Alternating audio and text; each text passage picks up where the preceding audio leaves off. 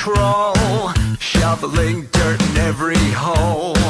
Predators to condemn your soul, watching you and watching me. We're all connected but separated, misunderstood and so frustrated. A million armies of one have invaded, watching you and watching me. We live behind glass curtains and act like nothing's wrong. Soon you will belong. I know you're out there somewhere. We've watched you for so long.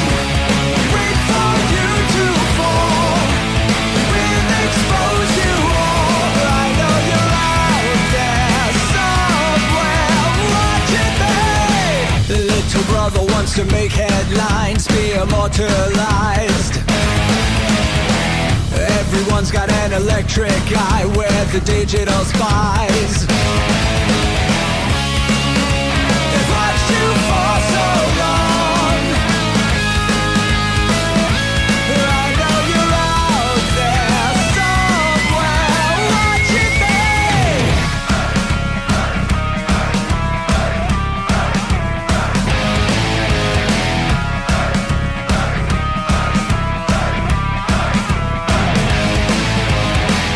We the people have taken over. We the people are little brother, standing by to dethrone each other, watching you and watching me. Paranoid, the lens is our weapon, desensitized in our lust for attention, democratized by our voyeur obsessions, watching you and watching me. Slaves to perfection, don't let them project you as you are. Feel your every flaw. I know you're out there somewhere. We've watched you for so long. Wait for you to fall. We'll expose you all. I know you're out there somewhere watching me. Little brother wants to make headlines, be immortalized. Everyone's got an electric eye with the digital spies. They've watched you for so long. I know you're out there somewhere watching me.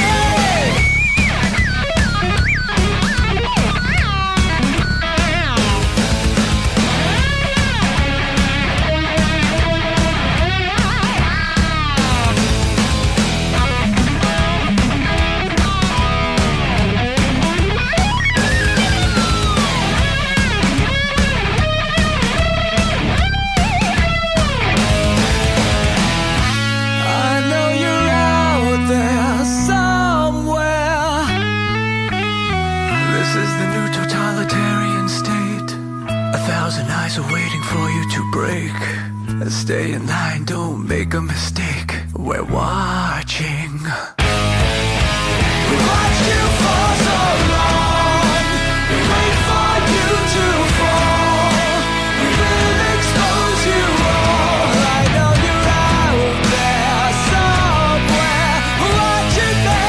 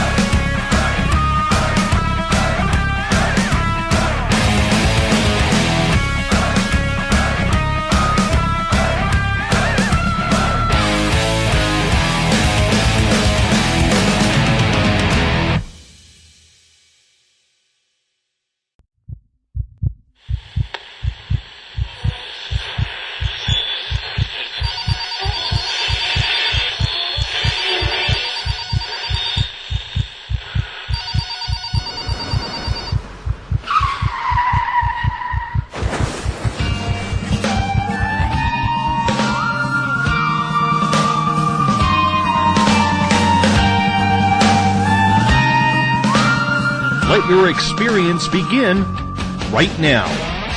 From high atop the mountains of British Columbia to you listening around the world, this is Spaced Out Radio. You can follow us on our website, spacedoutradio.com, on Twitter, @SpacedOutRadio. Give our Facebook page a like, Spaced Out Radio Show. You can follow us on Instagram, Dave Scott, SOR, or on our YouTube channel, Spaced Out Radio Show.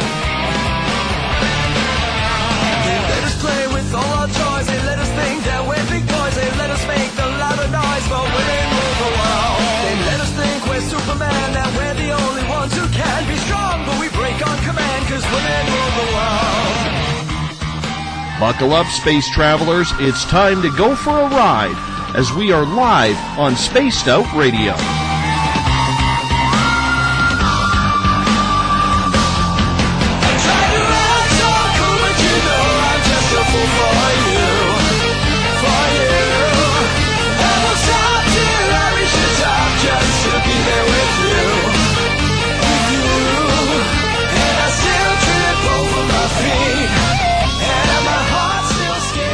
Ignition sequence start.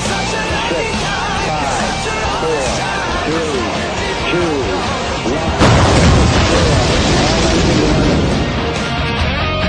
Said the deeper I go, the deeper I fall.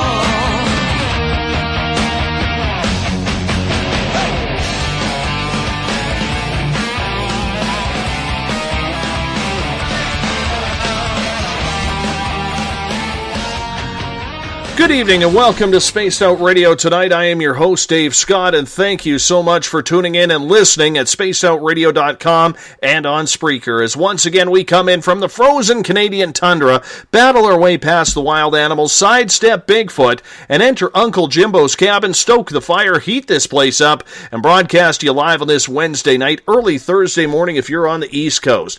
Here at Spaced Out Radio, we do this thing 3 hours a night, 7 days a week. Why? And we get asked that often. Well, it's because we want to be your official one-stop shop when it comes to UFOs, extraterrestrials, conspiracies, supernatural and spiritual events, and so much more. If you love our music, you can thank the guitar god himself, Ron Bumblefoot Thal. He is the official sound of Spaced Out Radio. You can find all his music on our website. If you follow us on Twitter, @Spaced Out Radio, we appreciate that. If you're new to it, give us a follow. You can also follow us on Facebook @Spaced Out Radio Show.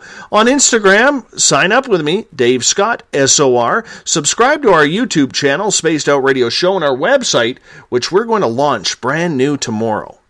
Tomorrow, fingers crossed tomorrow, is spacedoutradio.com. At this time, we'd love to send a shout out to our fans listening in on the SHR Media Network, in the Spaced Out Radio chat room on Spreaker, and on Facebook at Forest Moon Paranormal, Chronicles of the Unknown, Euphoria Chronicles, and the SOR Space Travelers online as well. If you are a fan of this show, coming soon to our website is the Space Travelers membership. It's going to be updated here very soon, where for only $5 a month you can enter to win prizes, take part in private group interviews, have a special section on our website, and so much more. Hey, we're going to give you a hell of a lot more than just access to our archives. Tonight's show is brought to you by Rivulet Reiki and Readings, providing healings in person or at a distance. PurplePlates.com, helping heal your body, mind, and soul. The new Agora newspapers, the official paper of this show, and the iTunes app Spirit Storybox. It's the official ghost hunting app of Spaced Out Radio.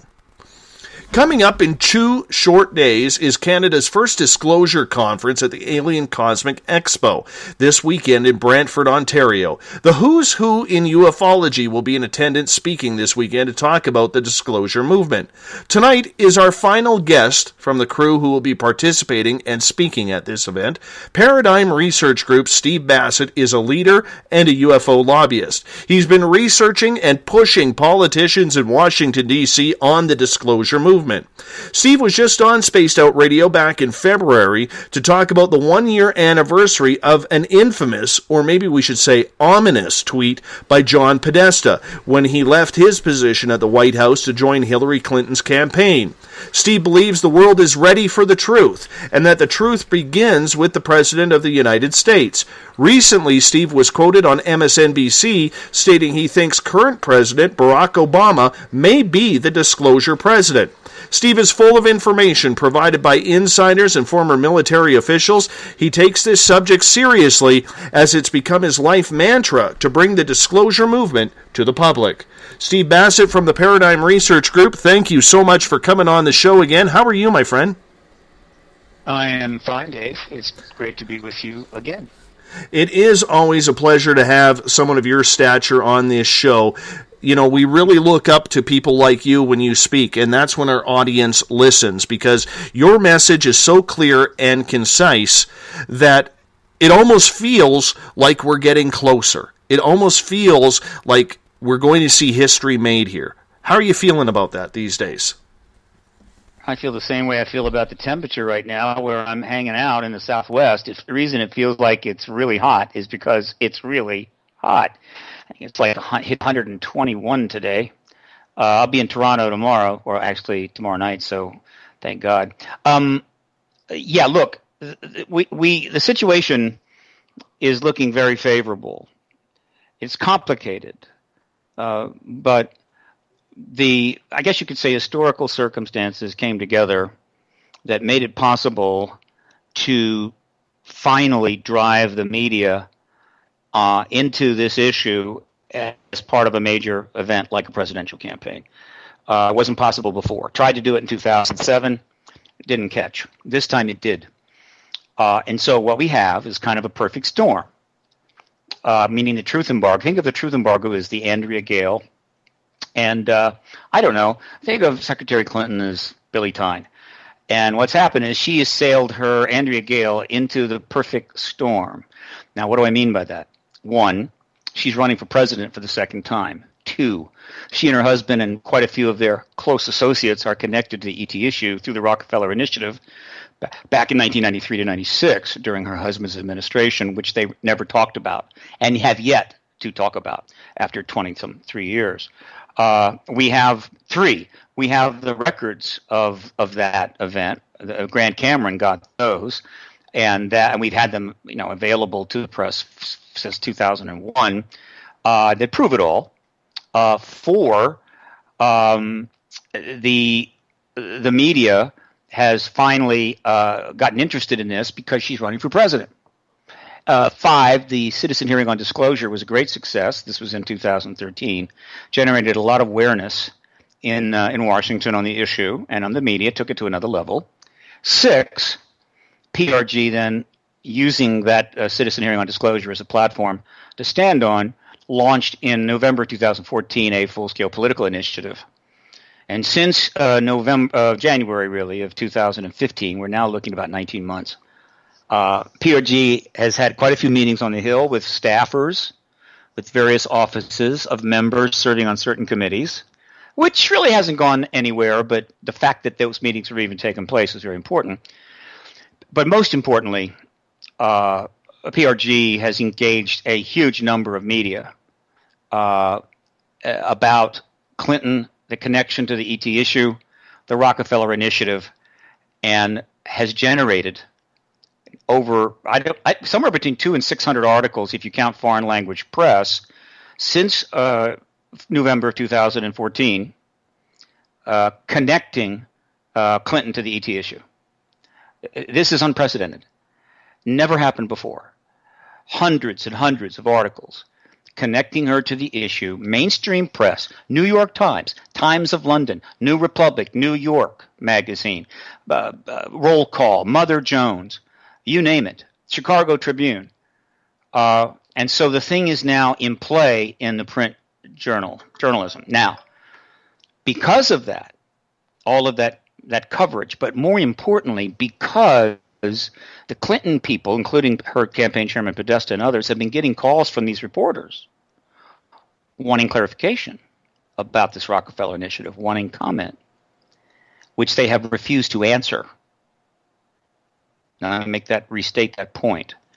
They have been contacted, including by the New York Times, with questions about the Rockefeller Initiative, and they have refused to answer. Not a no comment, not a slide to the left or a jig to the right, a no response, period.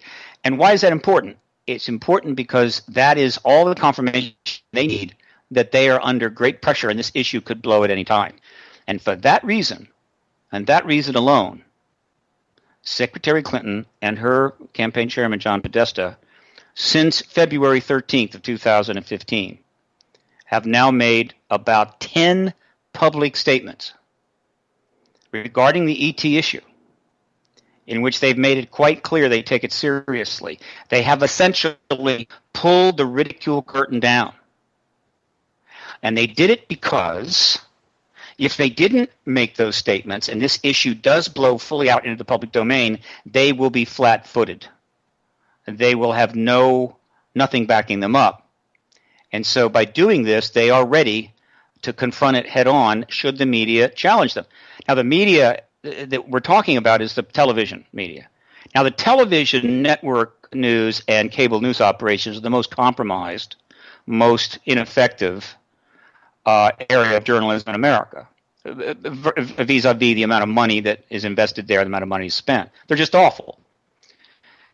And so through the 19 debates and forums that took place, in spite of these hundreds of articles all over the world, not a single one of these crack journalists that host these shows that moderated these forums and debates asked her about it. Not a single question. So they kind of glided through that.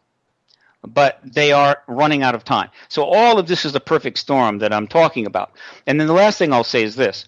All of the comments they've made have only gone up to a certain point. They've been vague, somewhat vague. They have misrepresented history in several instances, though alluding to the truth of the matter, but not actually categorizing it properly. And all of that is designed to, again, protect their back, but not in itself trigger a media frenzy. They're trying to play it down the middle. They're like they've taken out the short club. They're just willing to hit a 4-iron down the middle, then take out the driver. They can't risk it. And so the way the game is unfolding is this. If the television media stand down, they may try to glide all the way to the White House and never have to actually directly speak to the Rockefeller Initiative.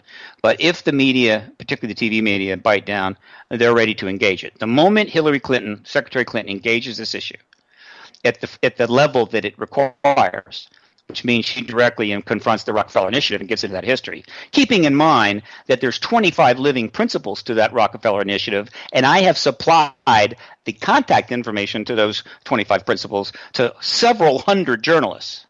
All right? This thing blows out, and that will force Obama and the Pentagon to cut a deal, and Obama will disclose. That is what is happening right now, and it's on track to happen before the election in November the 9th. Steve, why do you think it has taken the mainstream media so long to catch on to this? They were tipped off about it on February 13th, 2015, with the ominous tweet of John Podesta. But it's only been the last 4 to 5 weeks that people in the mainstream, whether it's the New York Post, whether it's MSNBC, or whoever the media outlet is, has finally figured out that we're talking about the biggest story next to Jesus Christ himself coming back down from the heavens to affect mankind. And yet, for over a year, they've dropped the ball. Well, again, you have to view various parts of the media separately. The print media has come around. Now, admittedly, several hundred stories had been written before the New York Times finally jumped in. Okay, meaning that even though these stories are turning up everywhere, the New York Times did not deem it appropriate for them to engage until, I think, May the 16th. By the way, all of the media coverage that we're talking about here, everything we're talking about here, including the statements by Clinton and Podesta and everything else, all can be found on a single page. And that is, you go to paradigmresearchgroup.org, and on that very top page, click on unprecedented political media coverage. It's all you got to do. And then just scroll down, and you will be astounded at how much coverage is taking place. So if you're talking about the mainstream print, yeah, like the New York Times. The New York Times did not jump into this until, let's see, I'll find it just a second. Just a second. There it is. May the 10th. And the original coverage started back in November of 2014. The Times of London finally stepped in with a very small article on May the 13th, 3 days later. But nevertheless, they have come into the game. The Tribune, the Chicago Tribune, didn't come in until just recently. But nevertheless, they're in play. And, of course, many, many scores of other print publications. So they have jumped in. It's the television news that have held off. Now, I did get 2 calls about 10 days ago, maybe 2 weeks ago, probably stemming from the June 2nd statements of Podesta at the Code Conference in Rancho Palo Verdes, in front of these very wealthy, high-tech people. I mean, really serious event. $6,500 a ticket. And this is not a fundraiser. This is a conference.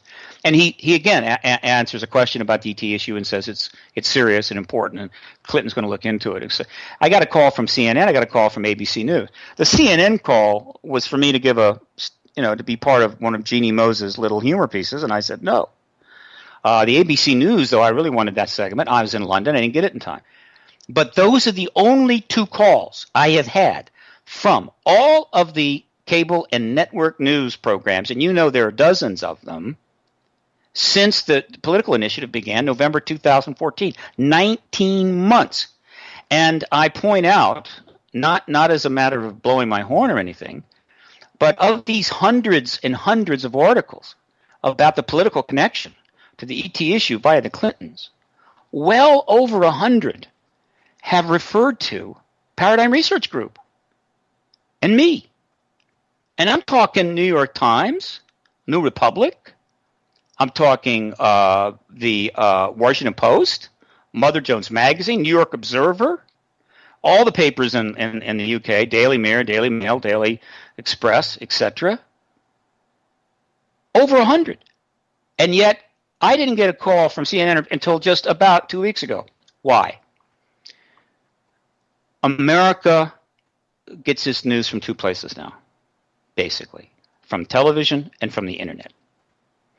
Those that are getting it from the internet are more of the millennial generation. And the internet is a much more complicated forest to find your way through. The vast majority get it from television. The 3 networks are under the thumb of the government through the FCC. And the 3 cable networks, while not under the FCC, don't have any audience. One of the reasons they don't have any audience, they're terrible. All right? And I'm talking about the news cable. HBO, I worship at the feet of HBO. But in terms of the news, awful. And so because they don't have an audience, there is a whole bunch of things they will not do for fear to offend somebody. Right? And so even though you've got hosts that are making, and I've done the research, between $1 and $30 million a year, virtually every single host you see on MSNBC, CNN, and Fox News are multimillionaires. Every single one of them. And some of them are making between $10 and $20 million a year. They have no motivation to rock the boat, no motivation to do anything but just collect their money. And then you got the network news. They don't have that much news anymore. They've shifted a lot of the programs to nothing more than crime shows. And I guess they're afraid the government could give them a hard time. In other words, the United States is being completely failed by the television news reality, or television news entities. And I mean failed in a colossal way. The list of things that they should have dealt with and didn't, issues they should have covered but didn't, things they should have got right but didn't, that have led America into wars, death, destruction, vast loss of resources, is a very long list. Every single one of these journalists has blood in their hands, intentional or otherwise. And, of course, most of that goes right up to the editors and to the ultimate owners and publishers. They're failing us awful. It's like an entire group of medical clinics, right, serving millions of people that are getting all the diagnoses wrong. They're not even looking at certain diseases, and people are dying everywhere. It's exactly like that. And so until we fix that, until somehow we fix that, it's a major problem. But let's face it, they still are in the news business, and they still need ratings, and this is the biggest news story in history. And so I predict that very soon the network news, all, praise be upon them, with the networks and, of course, the cable news operations, will jump into this story with both feet, and that will be pretty much the ball game. Once they enter, the print people will, of course, double up. I mean, once it goes there, they're all going to come back and redo all the stories all over again because they're going to get readership. And then the situation for the Clintons is intolerable. And they'll have to do something which is rather odd, but occasionally happens. They're going to have to speak serious truth to power. And what they will discover is when you tell the truth, people love you. I don't understand why American politicians don't get this, but they just don't. They lie and lie and lie, and people hate them. If they tell the truth, people like them, but they keep lying anyway. I don't understand it. Maybe someday someone will explain it to me. But the media has not done what they are supposed to do. They are supposed to be the voice of the public, and yet they have become biased in their stories. They have become infotainment rather than journalists. It's very much a bone of contention with me because I went to journalism school. I got my degree, and I remember my instructors saying, you do not even take a golf game from someone if you play golf, because that is showing biasness. And the fact that no journalist in the United States wants to try and break the story of the biggest story of mankind currently, it's ridiculous to me, because when I was a journalist for 10 years, the goal was to beat the competition. Get that news story first. It was a passion. It was like heroin, a drug, Steve, where you wanted to get that story first, and yet nobody wants to touch this one. Well, again, let's make sure we characterize it appropriately. All right. There are a number of journalists in the print realm that are going after this story. They are limited, obviously, to some degree by what their editors will allow, but I'm working with 25 that are green-lighted to write on this story, and they're going to write more. But to get back to your statement, let me put it another way, and that is, and I'm looking now for, I seem to have lost a particular file that I'm rather fond of. Oh, wait a minute. Here it is. Hang on. I'm coming up. Here it is. There we go. All right. Look, I'm working with 25 journalists. All right. Now, let me just give you the names of some journalists that have been going after this story. You've got A.J. Vicens of Mother Jones Magazine. He's written several articles. You've got Ben Terrace, did a reasonably good article at the Washington Post. Jennifer Harper has done a dozen or more articles on this at the Washington Times. Warren Rojas has done several articles at Roll Call, that one of the major newspapers is in every office on Capitol Hill. Damon Steer is the one that interviewed Hillary Clinton, got her to make those extraordinary comments on December the 30th of last year while she was up campaigning in New Hampshire. Jonathan Dillon over at the Daily Mail. Daniel Uberhaus did an excellent article from Vice. Billy Cox has been writing about this subject for 20 years at the Herald Tribune in Sarasota. John Austin at the Daily Express. Amy Chozick, of course, did the New York Times article. So the print journalists are trying to get into this. Can they just jump in completely? Not given the truth embargo is still roughly in place. No, but they are collectively driving this story now to where it will ultimately bust open. So in other words, the print people are pretty much doing their job. Now, sure, the New York Times, the Wall Street Journal, the Washington Post, LA Times should all have assigned by now 4 or 5 journalists to dig as deep into the history of the ET issue, not the UFO issue. And this isn't about ufology. This is the extraterrestrial presence issue, and start doing major pieces. Again, there has been a truth embargo for 69 years, but that doesn't mean that they're not prepared to do it if the circumstances are right. And the circumstances are just about there. We have Clinton fully connected to the issue. She's already made a number of statements. She's the leading candidate to be president of the United States. There's still 4 months left in the campaign, or is it 5? July, August, September, October. Yeah, about 4.5 months. So that's in place. What's left is for the news, the television news people, to finally realize that they cannot stand down from this story. So now, but let me add this. Look, in a sense, we've created our own version of Soviet media here in the United States. The Soviet media, the television media, was completely controlled by the Communist Party. absolutely, completely controlled. Nothing was said on there without the Communist Party approval. And so huge numbers of things would be completely ignored. Whole aspects of the world would shut out. Lies were propagated. But, of course, the public, the Soviet people knew this, but they'd watch it to get some bits of information. We've kind of created our own version of that, amazingly enough. I mean, I don't know who came up with that idea. Oh, let's create a Soviet media situation here. Let's create a media that spends huge amounts of money, but kind of just is a talking points thing for the press or a bunch of entertainment, bread and circus. I don't know who came up with that. That person should be banned to some remote part of the world and never allowed to do anything remotely journalistic again as long as they live. But that's what they did. However, unlike the Soviet era, we have something the Soviet people didn't have. We have the internet. We have YouTube. And we have billions of people already connected to that internet. And so while the television news is failing the American people, the internet is moving to fill the gaps with high-end, well-funded investigatory sites like Vice, like Intercept, like ProPublica, and others. As well as the fact that YouTube clips of this and that, which would never turn up on NBC, can be found by anybody in the world by simply going to the right place. Now, it's a hell of a lot harder to really get really good, solid understanding of what's going on the internet, or it's a lot harder to get to the information than basically sitting in your living room and then turning on the news. Boom, there it is. All right, so the trade-off is it's harder to get the good stuff on the net, but that's where the good stuff is. So we have that, and for that reason, the cable and the television news people have a dilemma. To the extent that they keep playing bread and circus with us and reading the government's talking points, they're going to continue to lose viewers. And they're going to shrink.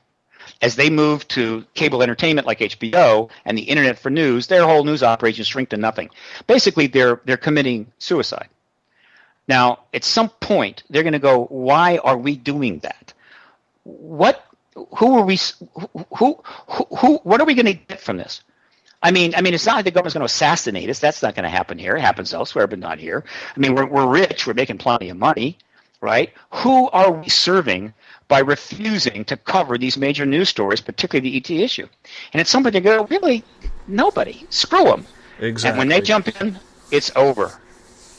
Steve, I'm going to get you to hold on here. We're going to hop out for a break at the bottom of the hour. Steve Bassett from the Paradigm Research Group is joining us tonight. He is taking part in this weekend's Alien Cosmic Expo in Brantford, Ontario. It's the first time this type of disclosure movement has been held in Canada. You're listening to Spaced Out Radio. I am your host, Dave Scott. We'll be back right after this. Would you like to become one of our space travelers? All you have to do is click on the Space Travelers icon at spacedoutradio.com. For only $5 a month, you can get access to some great prizes, as well as private monthly shows, newsletters, and a members-only section on our website. Become a space traveler today. Hi there.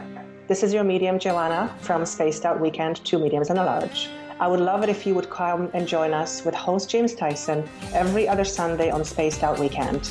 Together, we will take your calls and your questions live. Our goal is to provide you with a positive outlook on deep questions that you may have.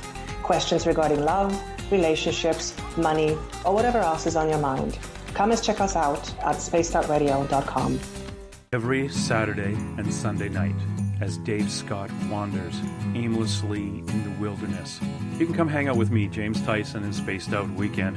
Starting at 9 p.m. Pacific, midnight Eastern, I'll take you along as we talk with some of the best experts in their fields. SpacedOutRadio.com is the place to find us. So sit down, relax, put your feet up. Enjoy the topics like the paranormal, supernatural, intuitiveness, and so much more. Hope to see you there.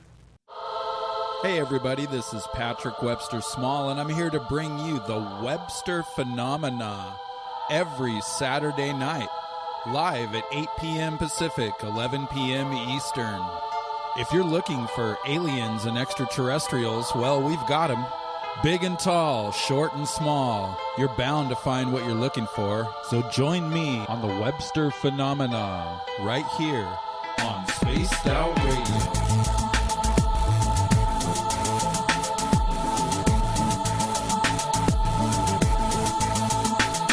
Visit Visit purpleplates.com today. For over 40 years, the Purple Energy Plates have been delivering amazing results for their many customers. Inspired by the great genius Nikola Tesla, the harmony, healing, and energetic effects of the plates have proven over and over to be beneficial and often miraculous to thousands of customers. With their money-back guarantee and the many benefits, how can you afford not to get one?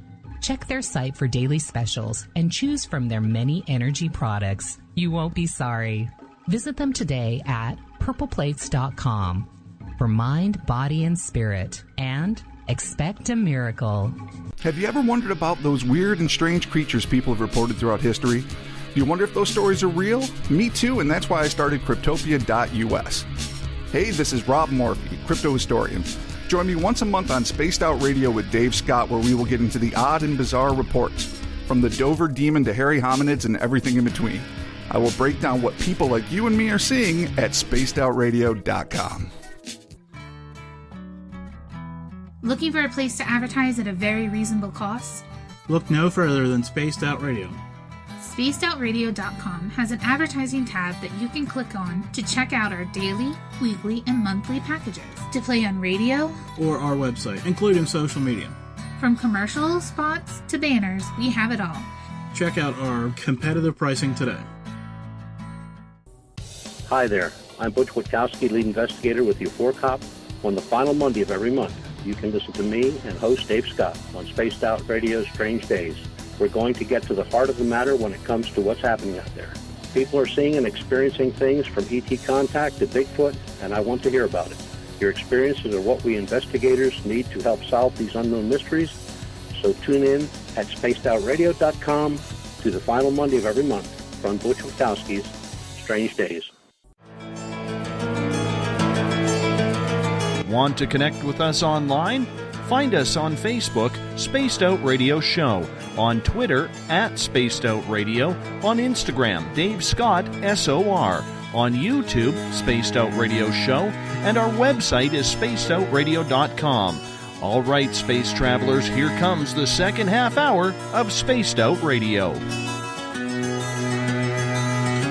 Welcome back to Space Out Radio tonight. I am your host, Dave Scott. Thank you so much for tuning in at the SHR Media Network, on the Spaced Out Radio chat room on Spreaker, and on Facebook at Euphoria Chronicles, Chronicles of the Unknown, Forest Moon Paranormal, and our flagship SOR Space Travelers. Good to have you with us tonight. Tomorrow night on the show, Devara Thunderbeat will join us. We're going to talk alien contact and DNA activation. It's going to be a great show indeed. If you want to follow us on Twitter, do so at Spaced Out Radio. Give our Facebook page a like, Spaced Out Radio Show. On Instagram, I can be followed at Dave Scott, SOR. Our YouTube channel is Spaced Out Radio Show, and our website is spacedoutradio.com. Tonight we are talking with Steve Bassett from the Paradigm Research Group. He is one of the foremost leaders when it comes to disclosure. He's a lobbyist in Washington, D.C. on the topic. Steve, welcome back. Good to be back, Dave. Before we get to some questions from the audience here, let's talk about this weekend coming up. The Alien Cosmic Expo in Brantford, Ontario, home of Wayne Gretzky, if you want a little bit of history on that town. So hockey's royalty is from there, so you got to check that out when you're there. Anyhow. Mm-hmm. Fine. Well, look, this is an important event. Right now, Victor Vigiani is arguably the leading exopolitical activist in Canada in terms of addressing the issue, trying to get it to the media, trying to get it to the political leadership and so forth.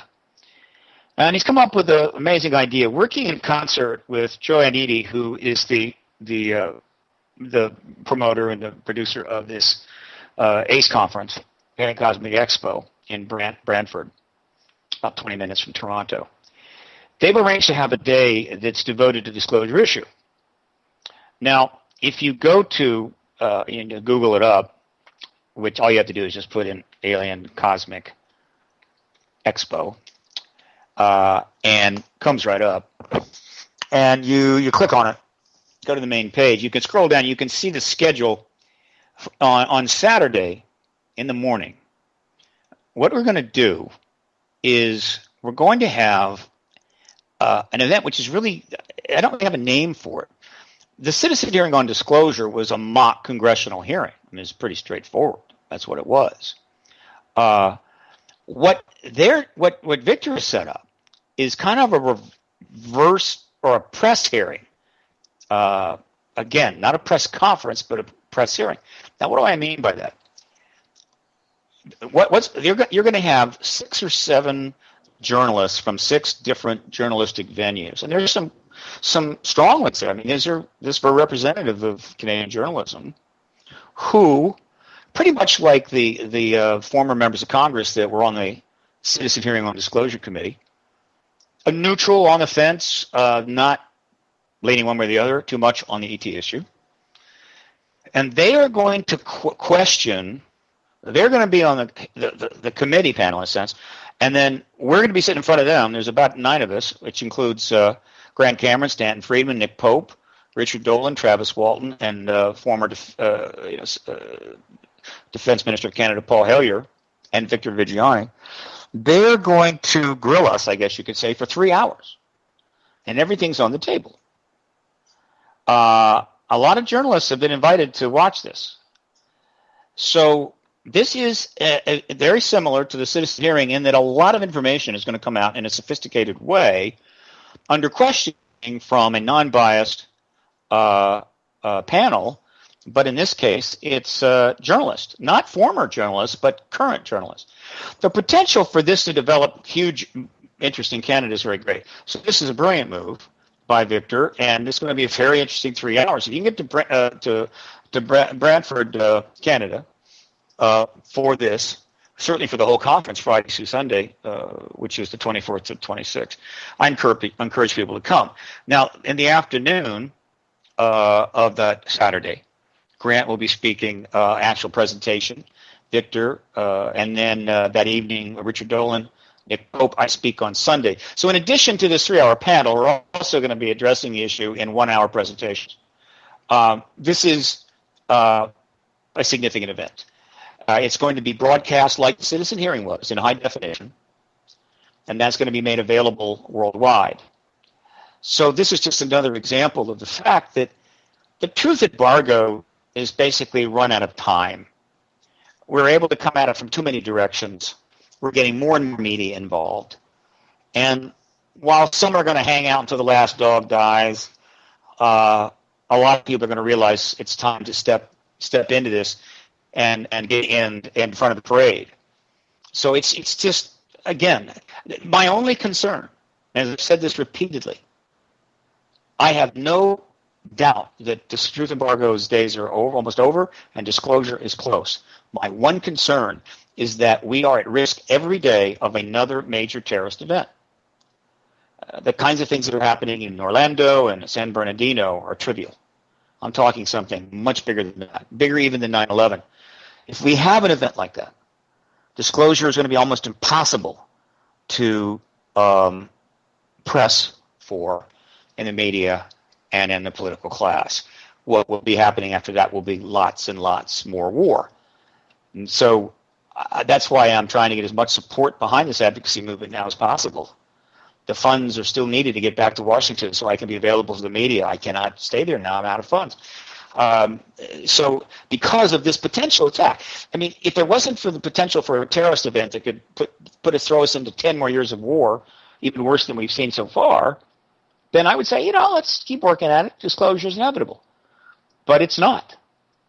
And so that's the equation that we're dealing with. So those that are sitting back going, it'll happen, are making a big mistake. All right? I hope that Canada is getting a better picture of the international situation than the American people are, because the international situation is grave. There are millions of people out there ready to act. They are angry, and they hate the United States. And they are capable of taking action. And the United States is vulnerable. And the United States is powerful. And a lot of these people want the United States to take the most draconian action possible. This is a worst-case scenario. Not to mention the fact the U.S. is still basically its entire economy is based on trillions and trillions of debt and zero interest rates on the Fed, and it's kind of an illusion, could collapse at any time, and our whole political system is falling apart. And so people are thinking, it's all good, it's all good. Wrong. And I'm saying, one Canadian gave PRG the money to do the citizen hearing on disclosure. And he's made history. But it was a Canadian, not an American, that put up that very large amount of money. I don't need that anymore. $50,000, I can close this out. I can't find that person. I can't find one more Canadian to follow in the footsteps of the gentleman that funded the citizen hearing on disclosure. And the mistake that Canada is making is that if the U.S. goes down, Canada is chained to it with a titanium anchor. It goes down with us. And so I'm hoping Canada will help. We need Canada's help right now. You got a great society up there. It's all good. We need a little help down here so we don't sink and take you with us. What is Canada's role in disclosure, Steve? I mean, we hear, when I had Victor on this show back on June 2nd, he was saying that Canada could actually play a very large role. Now, many of our American listeners may roll their eyes at that or give a snarky little laugh, but even myself, as being Canadian, would think that as well, because I don't really know what we could do. Why is it so important to get Canada on the bandwagon for this? I know you just mentioned the economical ties, but where on the defense, where on the world stage would Canada have a role in disclosure? Oh, it's easy. Look, and I'll be talking about this obviously on the weekend, right, in Brantford, but when the ET situation escalated in early 47, a lot of countries knew about it, and probably even knew about it prior to 47. And obviously, this was a big issue for them, but it was well contained. And I'm quite sure Canada was aware of this activity, as was the United States, Britain, Australia, New Zealand, all of the key English-speaking allies to the United States during the war. But that containment was shattered by the Roswell events of July 47. The whole thing nearly got out into the public domain. I mean, it came very close, within hours, perhaps, of becoming irreversible. But Truman jumped on it quickly. They reversed their announcement and put the toothpaste back in the tube. But they were given a shock to the system. And so for the next few years, the government, U.S. government, was, I think, working to develop the basis to contain the issue. And they had a pretty clear field. There wasn't any pressure on them. And so during that period, for the next 5 years or so, I'm pretty sure that Canada was approached, Australia, New Zealand, and of course the UK were approached, and other nations, but certainly those, possibly at the executive level, almost certainly at the intelligence level, no paper trail, to reach understandings that, like, look, this has got to stay contained. You need to stick with us on this. Let us make the call. And Canada agreed. And everything was fine until 52. And then things changed in a big way, because in 52, in July, is when there was a big flap over the Washington, D.C. itself. Several days. These craft were all over the place. And that really shook up the United States. At which point, I think they doubled down. They held a CIA conference to sort of try to decide what to do. And what they did was to go full bore on the truth embargo, institutionalize it, and say, look, this is number one national security. You don't talk about this. This is going to be embargoed. And they got Canada, obviously, to fully agree to that. And Canada has been part of this embargo from the beginning. Same thing with the UK, same thing with Australia, and virtually all of our allies. And so, first and foremost, what you have to understand is Canada has been backing the truth embargo for the last 69 years. Now, Canada has not always followed the U.S. down the path that the U.S. wants to go. Canada has a pretty good history of staying out of most of the ridiculous conflicts. They basically instead of Vietnam. They would not participate in the Second Iraq War. They did participate in the Afghanistan issue, but in other areas they've also deviated. They've deviated in how they handle their banking system. So they're not completely handcuffed to the U.S. They've also developed a strong reputation as peacemakers, supporting peace initiatives and peacekeeping operations. They are well liked around the world. The U.S. is hated around the world. I recall conversations years ago where people were about to go overseas, and they were telling me how they would go into these luggage stores and acquire Canadian stickers and put the Canadian stickers on their luggage so that as they're cruising around, people will think they're Canadian and not American. So how can Canada make a difference? It's real simple. Canada can decide, just as it did with the Second Iraq War, that it's not going to support the truth embargo anymore, and they're going to speak to it at the political level and also at the journalistic level. And that could change things very quickly. Steve, I want to get to some questions from our audience. This one comes from Eric in the SOR Space Travelers chat room on Facebook. Steve, have you read the Patriot Act, and is there anything in that document related to disclosure and secrecy? I have not read the Patriot Act. I know about it from what's been reported.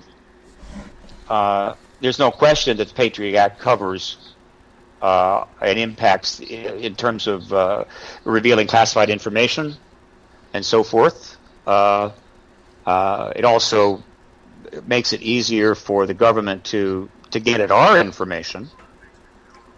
But I'm not aware that there's anything in there that is targeting the ET issue per se. The truth embargo was well in place before the Patriot Act came along. Clearly, the terrorist game that's being played between America and those that hate America makes it easier for the national security state to keep a tight leash on what it has, what the information it has, and gain greater access to what the public knows. And that's not helping. And they've abused that power. But thanks to the internet, they've been caught. And so there's a very complex chess game being played between the national security state, mainstream journalism, alternative journalism, and the world of internet hacking and internet, I guess you could say, exposure. Anonymous, WikiLeaks, and so forth. Very complicated game. But it's not the way things used to be. It's very hard to fully understand the scope of it. There are a limited number of books that have tried to get the handle on it all. But let's just say that the people are winning some. We're winning some. The NSA is losing some. The Patriot Act has been revised. It's been looked at. But we're always one terrorist attack away from even more draconian measures. We are in a box. We are in a situation that fundamentally is unresolvable. And by that, I mean primarily the United States, and by extension its allies, but primarily the United States. And the ultimate outcome of this is going to be very bad. I mean, it's kind of like, you know somebody that's doing heavy drugs for about 10 years, and it's getting worse, and you kind of know where it's all going. It's almost like it can't be reversed. That's kind of where the U.S. is right now. There's only one way out of this mess that we're in. And that is disclosure. A disclosure is a ladder big enough that we can climb out of the hole that we've dug for ourselves as a nation since 1964. And that is one of the reasons why disclosure is absolutely essential and necessary. It is a game-changing, worldview-changing shift of such power that it makes it possible to reassess, re-examine, change course across a broad spectrum of issues and policies. Whereas right now, we're just locked in. We can't get anything done in the United States. As we're speaking right now, a bunch of Democrats are camping out in the United States House of Representatives like kids used to take over the offices of the head of universities, back in the anti-war days, in order to get their point across that they wanted to stop the war.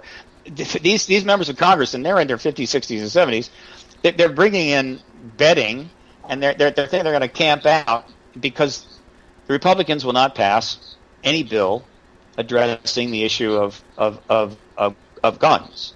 In this case, it's a matter of guns and the ability of terrorism or people on the watch list, fly watch list, and so forth. But I mean, this is not the kind of adult government that you want.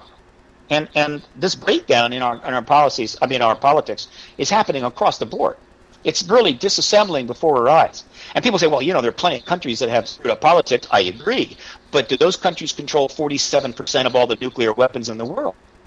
I don't think so. Do they have carriers in the South China Sea? I don't think so. Do they have destroyers running up along the international borders of the Black Sea of the UK? I don't think so.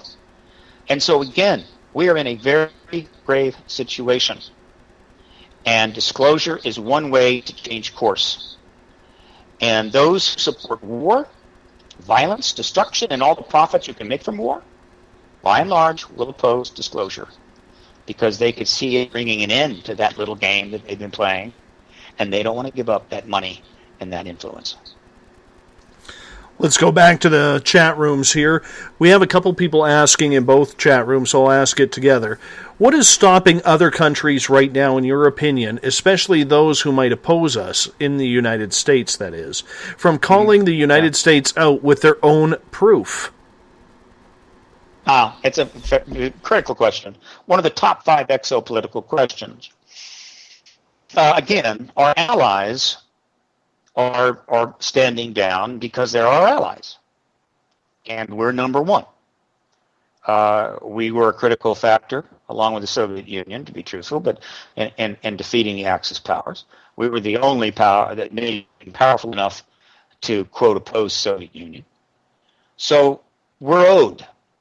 Plus, we have great financial power. And so in terms of our allies, they're going along with their leader. However, it's also worth noting that the United States is not just powerful, but dangerous. I mean, we are the only nation that's ever dropped nuclear bombs on humans, but to be fair, there was a powerful justification for that in 1945. I get that. What a lot of people may not know, and if you don't believe me, look it up, is that, forget the Korean War, let's go past the Korean War, from 55 on to the present, the United States has bombed more nations in 35 bombing campaigns than all of the rest of the nations in the world combined. And so the idea that you piss us off, we'll just shrug our shoulders, or we're not capable of getting nasty. We've also assassinated heads of state, overthrown governments, undermined economies. We can be really nasty. And so just because you're an ally doesn't mean that, well, if you decide to preempt us on the ET issue, that we'll just let it go. No. Now, as far as our enemies, that's more interesting. The United States has 2 fundamental opposing social contracts: China and Russia, and before that, the Soviet Union. Those are the fundamental opposing social contracts. Now, we weren't satisfied with that, and so we decided to launch massive military interventions throughout the Middle East and create huge amount of hatred and enemies there. But it's that, and which could cause havoc here. I mean, there's no question. But that is a mess there. I mean, I don't call that a social contract. I call that basically a bee's nest. I mean, we've been going around smacking the biggest bee's nest, hornet's nest in the world with a baseball bat for about 10 years. But in terms of major powers and social contracts, there's 2. One is China and one is Russia.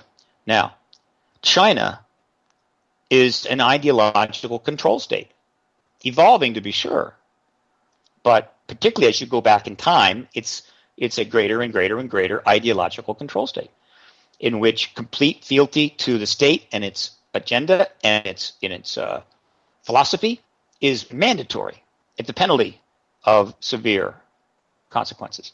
Soviet Union, of course. Russia obviously is not the Soviet Union, and it's not communist.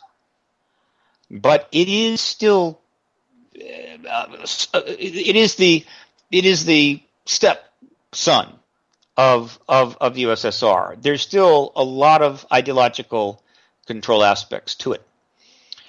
And so why is this important? If you have an ideological control state, the last thing you want to do is tell your people that the galaxy is filled with civilizations more advanced than us. They've been here before. They're here now. And who knows what the future brings.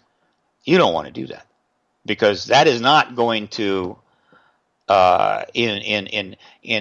encourage people to literally maintain complete allegiance and fealty to your ideology or your iconic leaders. No, that's the last thing you want. And so they have stood down for their own reasons, right? And you put it all together, and the truth embargo is now in its 69th year. On that note, Steve, we are going to take our break here at the top of the hour. Steve Bassett from the Paradigm Research Group is our guest tonight on Spaced Out Radio. We are talking disclosure. He believes we are drawing closer to it. And he will be talking this weekend in Brantford, Ontario for the Alien Cosmic Expo, Canada's first official disclosure conference. If you're on the East Coast, even if you're in the United States, doesn't matter where you are, take the drive north. You want to see this event. All the big names in the field are going to be there. It's going to be a great 3-day weekend starting this Friday. You're listening to Space Out Radio. I am your host, Dave Scott. We'll be right back.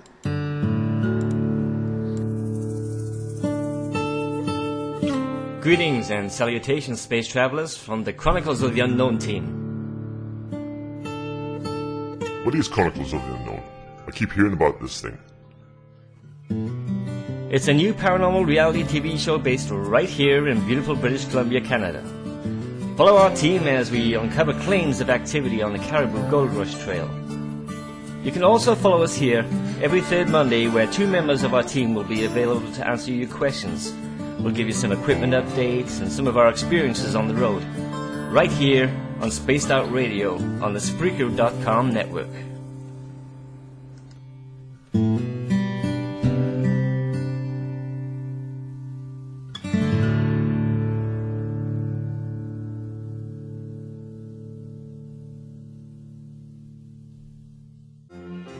Do you believe you've been in contact with extraterrestrials? Have you seen the Greys, the Mantis, or the Reptilians? I am Samantha Mullet, and on the second Tuesday of each month, you can listen and learn from my experiences with off-worlders on Spaced Out Radio's The ET Experience. With host Dave Scott, we'll sit down and chat about what's going on with our friends from other worlds. We'll also try to answer your questions, so please tune in on the second Tuesday of the month, only on Spaced Out Radio. Are you interested in advertising on Spaced Out Radio? Head to our website at spacedoutradio.com and click on our advertising tab. There, you will find an assortment of ways you can get your product out there with us, from radio commercials to banners and social media. Have a product you like our hosts to endorse? We can do that too. Visit spacedoutradio.com for more details. Did you know that Spaced Out Radio runs 7 days a week? Hi, it's James Tyson from Spaced Out Weekend.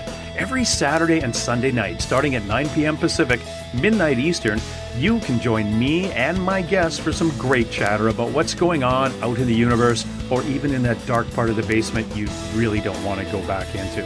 Well, let's find the answers to your experiences together. So come on up to Uncle Jimbo's cabin on the weekend. For more information, look us up at spacedoutradio.com. You hear footsteps in the empty room above you. A rocking chair begins rocking by itself.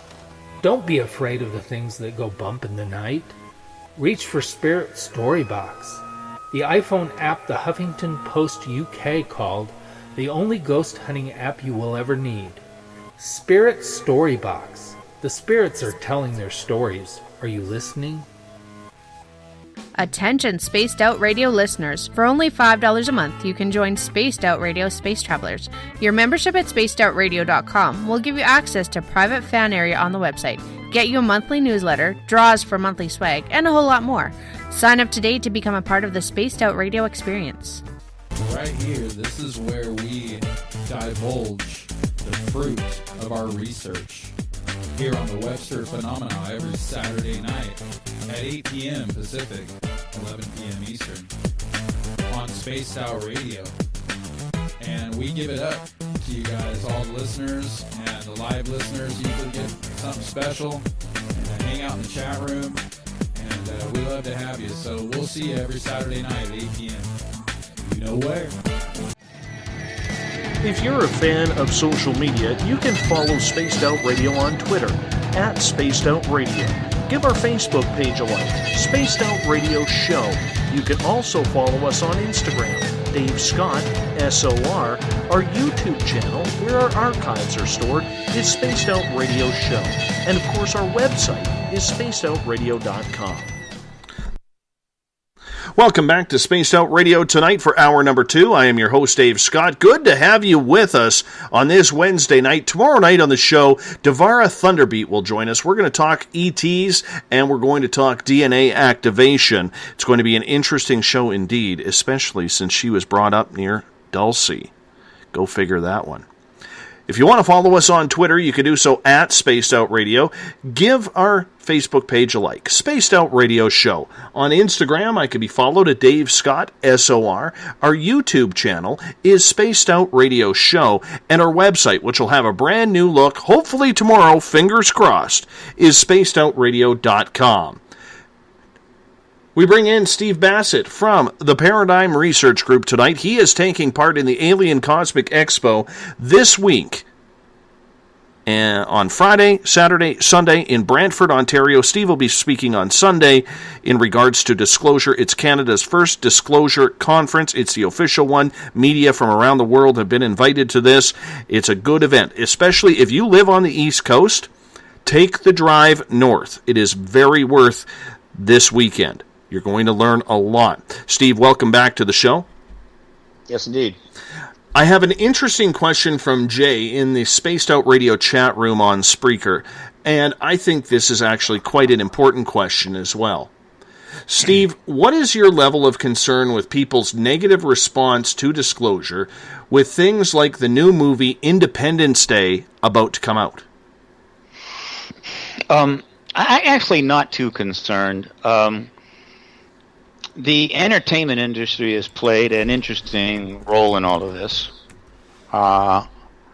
Exactly how much connection there is between entertainment decisions on this issue and government or the intelligence operation, we don't know. We know that that many movies, have cooperation from the Department of Defense, Air Force, Navy, what have you, because they have planes and boats and trains and stuff that are involved. And there have been some occasions where the government has, in fact, sort of said, "Look, we'll help you out, but you got to change something." Interesting enough, one of those instances was the first Independence Day. That movie was a big deal, and if you recall, it comes out on July the 4th, and it's basically a hyper-patriot movie, is what it is, and it's highlighting the Air Force and our military and what have you. And so the Department of Defense agreed to be very helpful. And there's a lot of ways that they can help with a movie like that. It helps keep the cost down and so forth. But when the Department of Defense learned that they were going to be having references to Area 51 and the fact that a Roswell vehicle was kept there, which may or not have happened, that vehicle, we don't know where exactly that. We think we know where that vehicle went, but no one knows for sure. But in any event, when they said no, you can't have that in the movie, in which case the movie separated from any assistance by the U.S. government. But in any event, not surprisingly, here's the good news.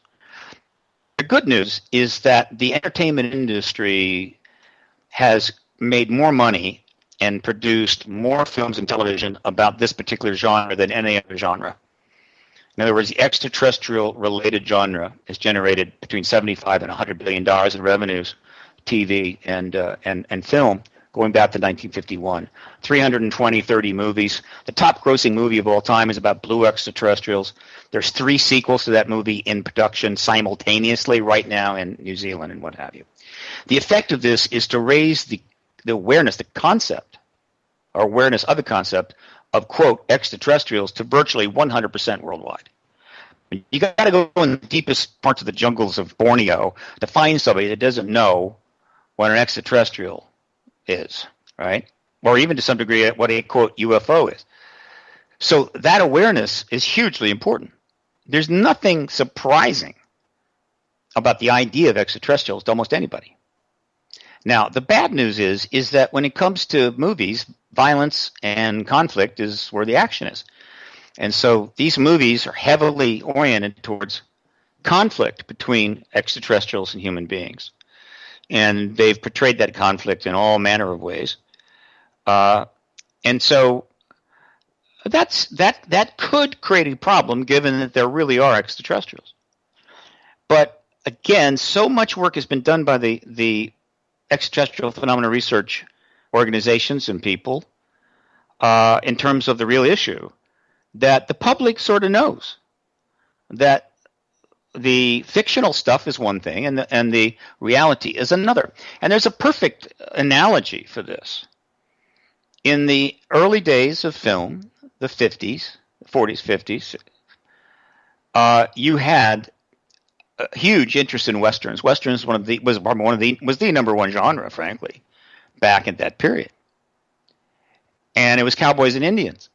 And it was all about conflict. There was very little movies about, the intricacies of Indian life and Indian culture and how it helped, white people see new ways of looking at things. No. It was violence between white people and Indians. The Indians were always the bad guys. The Indians almost always lost. They were portrayed in all manners of ways, incredibly vicious. And guess what? Over time, people got fed up with that and began to learn more and more about the true history of Native Americans. And that kind of movie became basically not sellable. And it virtually disappeared. Right? You don't see it. Okay, now, so you have that as an example of the fact the public can make distinctions, and I think they're making them here. So I'm not saying that a few people won't go nuts if the ET presence is announced on Monday. But trust me, there are people going nuts every single day about anything. I mean, there's always something. And so the fact that some people, this might be a breaking point for them is absolutely no reason whatsoever to maintain the truth embargo for one more minute. My God, if people getting a little upset was the basis upon which we decide what we're going to do or not do and what we're going to talk about and not talk about, we wouldn't do anything and we wouldn't talk about anything. But the truth embargo benefits from propaganda, which I think the government has helped to put out, that religion collapses, economy collapses, people go crazy, rip off their clothes, run naked through the streets, all that. It serves the truth embargo. I'm not buying it, and fewer and fewer people are buying it. I am much more worried about what's going to happen to this world and to America and the United States if we don't have disclosure compared to having disclosure by a substantial margin. Eric in the SOR Space Travelers Room wants to know, Steve, where does the UN fit into the disclosure agenda? The UN would love to get into this, believe me. They would love to get into this. It would seem to be exactly the kind of thing they were designed for, right? Represent the human race, all countries. But they can't. And it must be frustrating for them. The reason they can't is complex, but to put it as simply as possible, the UN, whatever the initial intentions were for it, which I think were noble, by dint of history, essentially became a functional part of the mutual assured destruction reality that has followed us down history since virtually 1945. In other words, you had a standoff between the Soviet Union and the United States. Nuclear weapons were being built by the thousands. And so the UN was then sort of basically made a tool of that situation. The nature of the Security Council, the various rules and so forth, were designed so the UN could be a buffer between the U.S., the United States, USSR, and China,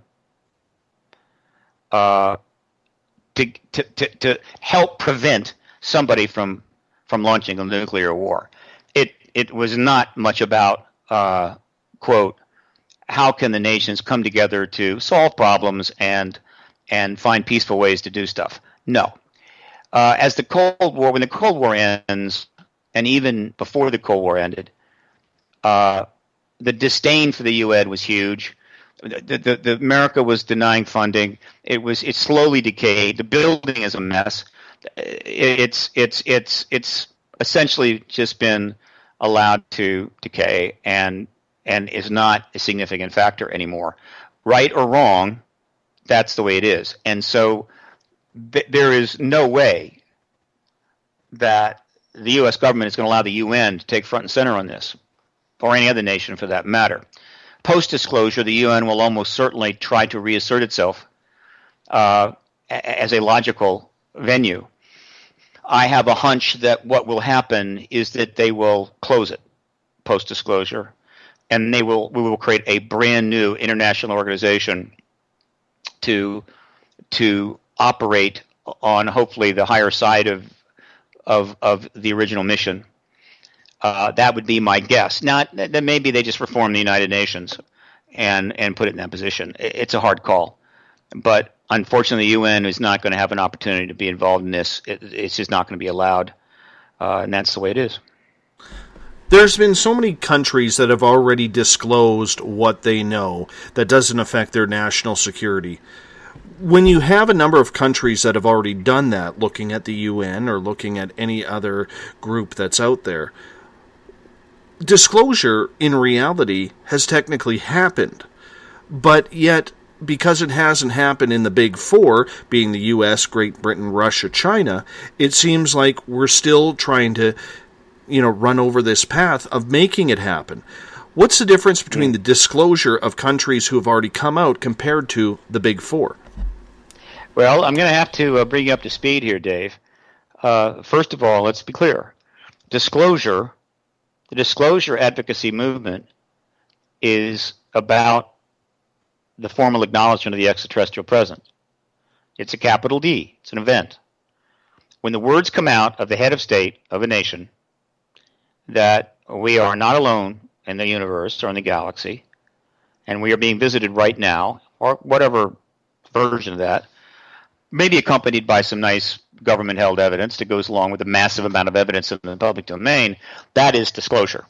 Nothing else is capital D disclosure. Now, secondly, no head of state of any nation has ever said that. There has not been disclosure. Third, no nation is disclosed, as I've stated. What some nations have done is they have released more files than the U.S., which is to say, without being pressured, many nations have released files to the public domain that they were holding for reasons which are not clear. I think in many cases it was their way of showing the U.S. that they're a little bit peeved at the fact that we're still standing still on this issue and we're still embargoing it. Just like there were a lot of nations upset with the U.S. because they kept the Cuba embargo going for 20-some years, probably beyond when it should have ended. So I think that was one way. It also took some pressure off them, meaning we're trying to be helpful. But did these nations disclose all that they know? Absolutely not. Almost all the nations that have dumped records into the public domain, Australia, New Zealand, Canada, Argentina, Uruguay, Norway, Sweden, UK, France, all of them have air forces. All of them have gun camera footage of chase incidents. They have plenty of other stuff. But they're not putting that out because if they did, that would possibly trigger disclosure and force it out. And again, that would preempt the United States. And so that's where things are at. There has not been disclosure. There has been some small d disclosure, and a number of nations are are doing that, though it's kind of settled down right now, and that's helpful. It's put pressure on the U.S. without question. We've used it. Obviously, it's heightened the awareness of people. But I mean, if I'm a nation, and I don't want to upset the United States by finally confirming the ET presence, but I put out a bunch of files, and my people, the people of my nation, read those files, and they get a price of it. That means that when disclosure comes, they're going to be a little less shocked. So it's a reasonable thing to do. It's a nice middle position. That's what's going on. Now, could the Prime Minister of Canada disclose the ET presence tomorrow? Good. Has he been briefed by the military of Canada? No. Should he? Yes. Will I be talking about that in Brantford? Yes. Okay. So there are a good probably 6 to 10 heads of state in the world that could disclose the ET presence tomorrow if they wanted to. And unless the United States threaten them all with complete nuclear annihilation, the U.S. needs to consider that possibility. Something I remind our fine president of every chance I get. We're not the only nation, and disclosure could come from another direction. And if it does, if another nation makes the announcement before we do, it's going to be costly. There's going to be a heavy geopolitical cost to the U.S. Not that the U.S. hasn't been screwing up on a regular basis and undermining its geopolitical position. God knows that's practically our job now, is what can we do tomorrow to make things worse for the U.S. in the world? So not disclosing first, why not? What can I say? I'm a disclosure advocate. Be assured if Trudeau were to disclose tomorrow, he would have my complete and 100% support, and I would not regret it for 1 second, regardless of the geopolitical cost to the U.S. The U.S. has had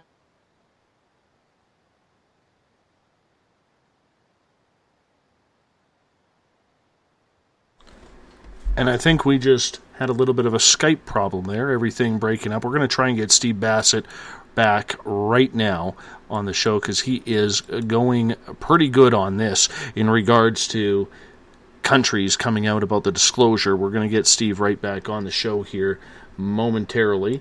You're listening to Stephen Bassett from the Paradigm Research Group on Spaced Out Radio tonight. He is part of the Alien Cosmic Expo that is taking place in Brantford, Ontario, coming up this weekend, the 24th through the 26th, and it is realistically what Canada's first disclosure, how would you put it? Their first disclosure that has ever really come up in this country. I think it's necessary. I think it's about time that it comes up. And we seem to be really, really pushing towards it. Is the world ready for it? That's probably another question whatsoever. You have to be trying very, very hard to get it covered up. Too many people are having sightings. Too many people are having their own encounters, whether it is via sightings, whether it's by abduction, contact, doesn't matter what it is. The fact is, there are millions of people, whether you've seen one or 100 UFOs, or whether you've never had an extraterrestrial experience or you're continually taken. The experience needs to come first when it comes to disclosure. And we second it happens on Skype. Yes, it happens. I know all the conspiracy theorists out there are going to say, they knocked us off the air. They knocked Steve off the air. But that's okay. It happens with Skype every now and again. Good to have you back, Steve. So I was just kind of filling in the blanks. You were going on about, it doesn't matter which country comes out with disclosure. But if it's not the U.S., there might be a little bit of egg on the president's face because of that. A lot of egg. The geopolitical consequences of the U.S. will be huge. We represent 5% of the population of the world, right? And we have led this embargo for 69 years. Now, admittedly, the Soviet Union also went along with this. They've got some neg, China, and so forth. They don't care. But certainly in what we'll call I guess you could say the democratic industrial nations, the U.S. led this embargo. It lied. It lied and lied and lied for 69 years for, quote, national security reasons. Now, if another nation makes the announcement, that nation gets the glory, gets the truth moniker, gets the historical vast legacy that will accompany it. The U.S. gets nothing except all of the negative downside of having led this lie for all these years. It gets all the negatives, it gets no positives. And that is going to lower our esteem. It's going to lower our geopolitical cred, which is already very low. And so the consequences for the U.S. are great. And I don't know if the people in the White House get this or not, but they had better wake up. That's all I can say. Let's go to a question from the SOR Space Travelers from Gail here. Gail is asking, why will it cost the United States geopolitically if we don't disclose first? And what will that cost be? Well, that's what I was saying. Our credibility will go down even further. We will not get the legacy of being the disclosure nation, the disclosure head of state. We lose all that. It goes to another nation. Russia certainly would gain enormously by making the announcement. This is one of the great truths ever revealed. I say revealed. It's one of the great truths ever acknowledged in all of human history. So I assure you that whatever head of state makes the announcement first, that head of state's going to have statues all around the world, and they're going to be talking about that person for 1,000 years. All right? And the U.S. is going to be, we wanted to tell you, we really meant to, but, it's just so hard to get things done in the U.S. now. Hell, we can't even fix a bridge down here. I mean, this is not good. What about someone rogue like Putin? He beats to his own drummer. He really doesn't care what the rest of the world says in regards to, what happens in Russia. And yet he hasn't fully come out on disclosure either. What would be holding him back? Good question. Now, look, if I had 5 minutes with Vladimir Putin, that's exactly what I would ask him. I would say, Mr. President Putin, why haven't you disclosed? I would love to know. I'm sure he has his reasons. Just I'm sure as Xi Jinping has his reasons. Though I'm less surprised about Xi Jinping. I used to think that he was an enlightened progressive leader. It turns out he's not. He's actually taking China backwards into a greater ideological control status. So in that sense, I get it. I could see why Xi Jinping has not done it. Putin, on the other hand, he's got the huge approval rating. It would elevate him even more. I don't know. All I can say is that's one of the great questions to be answered post-disclosure. On the other hand, he still could do it. He could do it tomorrow. He could do it any time he wants to. Look, the President Obama, President Clinton, even George W. Bush, and I can assure you President Hillary Clinton, was not briefed on this issue. Couldn't look inside the underground facilities if they wanted to. They're not on a need-to-know basis, which is completely illegal. It's treason, right? But they're shut out. This issue has been taken over by the military intelligence community as a national security matter. They don't trust politicians. Who can blame them, right? But that's just part of the dysfunction that's going on down here. So they've got nothing.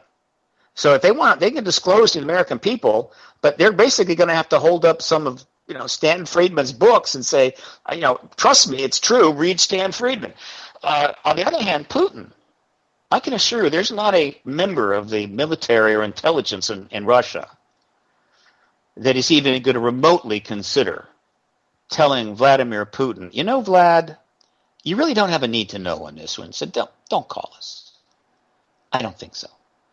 And so if I'm one of those apparatchiks running around the White House trying to make sure the Obama administration has a great legacy, or if I'm in the Pentagon, trying to make sure that everything works out well for the United States, and I think that somehow Vladimir Putin is just going to keep sitting on this issue because, he doesn't want to offend the U.S., boy, you need a smack upside the head because he can announce at any time Time is running out for the United States to do the right thing. I can say this over and over and over again. And if it wasn't for the lack of major support from the American people that are still mesmerized by the truth embargo, intimidated by it, this would have already happened.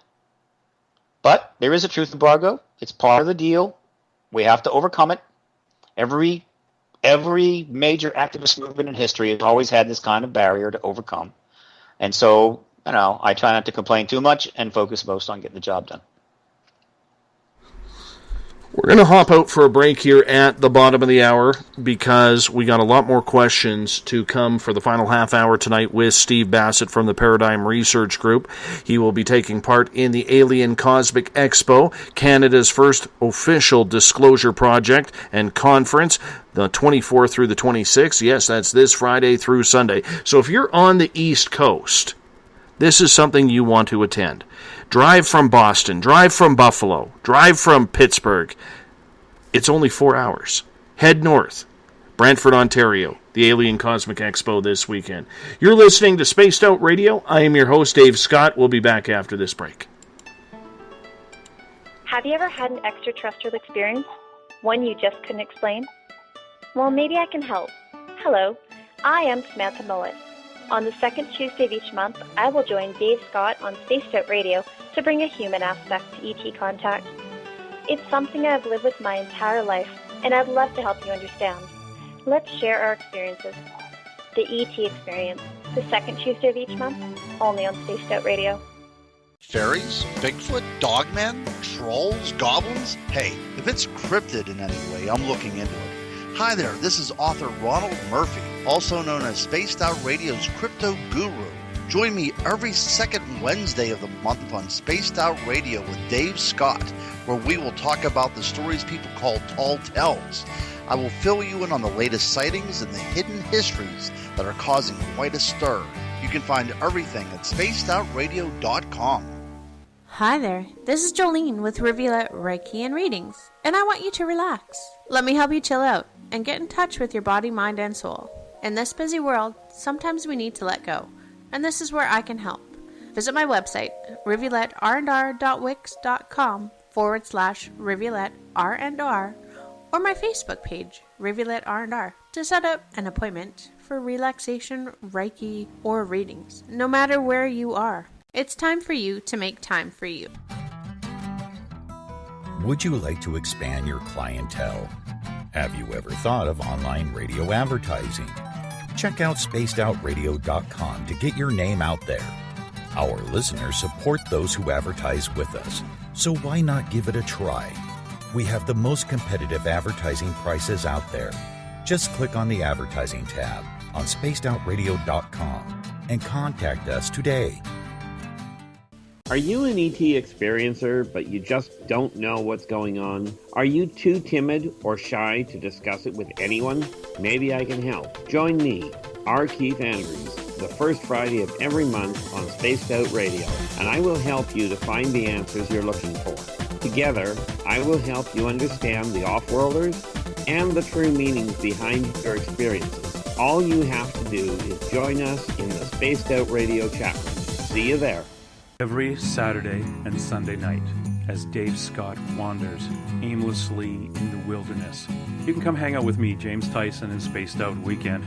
Starting at 9 p.m. Pacific, midnight Eastern, I'll take you along as we talk with some of the best experts in their fields. SpacedOutRadio.com is the place to find us.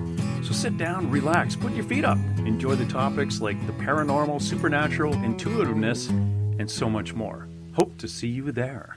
Hi there, this is your psychic medium Joanna, and I would love it if you would join us every other Sunday on Spaced Out Weekend. With host James Tyson, we'll bring you personal psychic messages on two mediums and a large. Questions about love, life, career changes. We would love it if you would come and join us live. Call in and listen in for the experience. Allow us to open the doors to your other side. Two mediums and a large, heard only on Spaced Out Weekend at spacedoutradio.com. Would you like to become one of our space travelers? All you have to do is click on the Space Travelers icon at spacedoutradio.com. For only $5 a month, you can get access to some great prizes, as well as private monthly shows, newsletters, and a members-only section on our website. Become a space traveler today.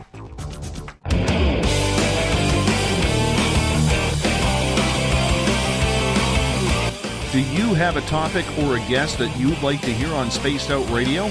Let us know at spacedoutradio.com, where you can sign up to become a Space Traveler member today. Or you can find us on Twitter at Spaced Out Radio and on our Facebook page, Spaced Out Radio Show. Welcome back to Space Out Radio tonight. I am your host, Dave Scott. Tomorrow night on the program, Devara Thunderbeat joins us. We're going to talk about alien contact and DNA activation. It's going to be really cool because she grew up near Dulce. If you don't know what Dulce is, I highly suggest you Google it. It's a very, very interesting military area in New Mexico.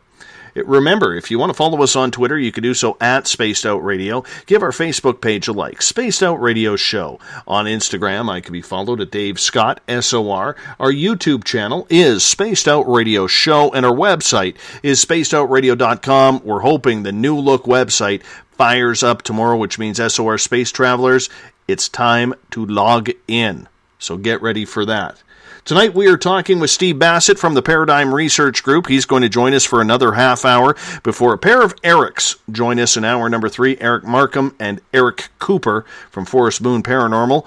Steve is part of the Alien Cosmic Expo this weekend in Brantford, Ontario. And as I said before the break, if you're on the East Coast, take the drive north for this conference. This is the one you want to see. This is the one you want to hear. This is a power conference on not only Canadian disclosure and American disclosure, but world disclosure. So get right into it ASAP. Steve, welcome back. Thank you so much for being with us. Mm-hmm. A comment was made in the SOR Space Travelers. What about a group like Anonymous? They can seem to hack into everything. Whether it's government computers, they're destroying ISIS on the social media war online. Why haven't they come out with any UFO files if this story is so big? It's a reasonable question. Look, there are, there is competition amongst nations, and amongst, I guess you could say, the geek world, right? Geek nation, to achieve higher and higher hacking skills. And some of the finest minds in Korea, North Korea, and China are recruited and brought in. They have access to the absolute top technology. And the idea is to be able to hack anything and everything. No question about it. Have they come across ET stuff? It's possible. Would they use it? Not necessarily. Remember, China knows there's an extraterrestrial presence. So if Chinese hacking squad discovers evidence within our deep files, classified files, confirming an ET presence, that's not a shock. They already know that. Now, so in terms of other countries, it's an easy explanation.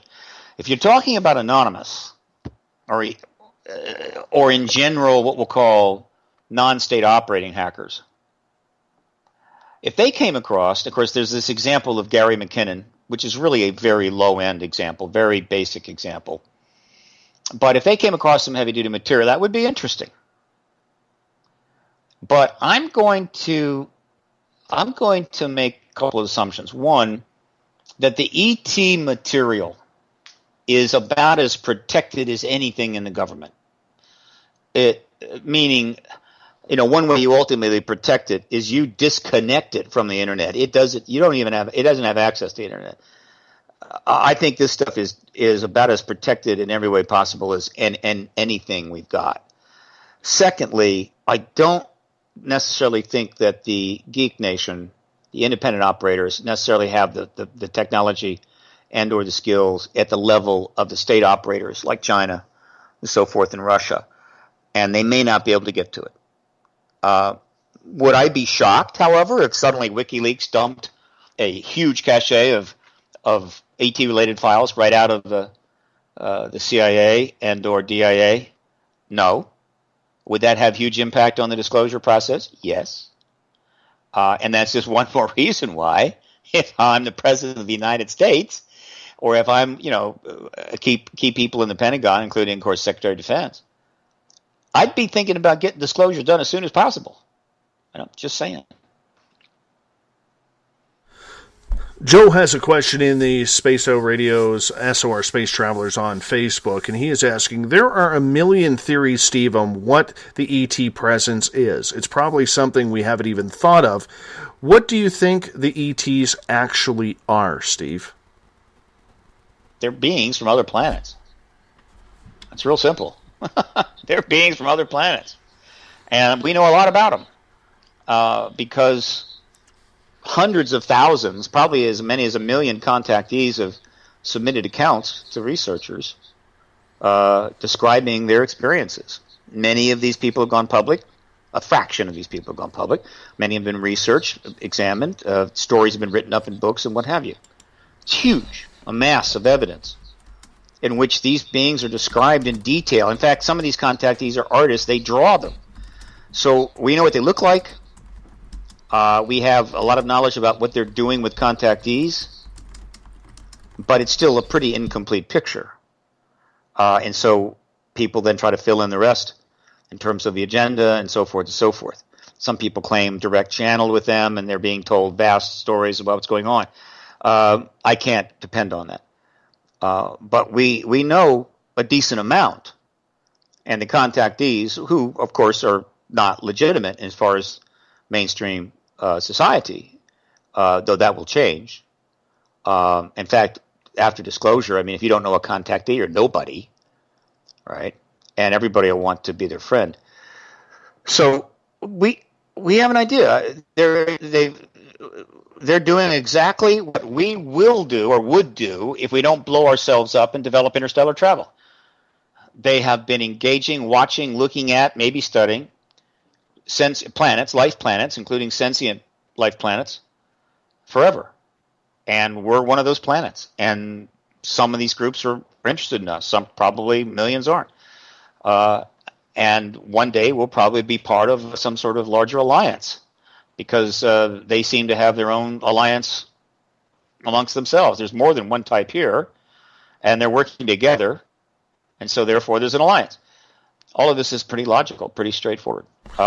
Absent the government's truth embargo, we would have a much better idea. The truth embargo has created a vacuum that's been filled with 1 million theories, and that's fine. They love that. The more crazy theory, or the more theories that we're running around chasing, the less pressure on the government.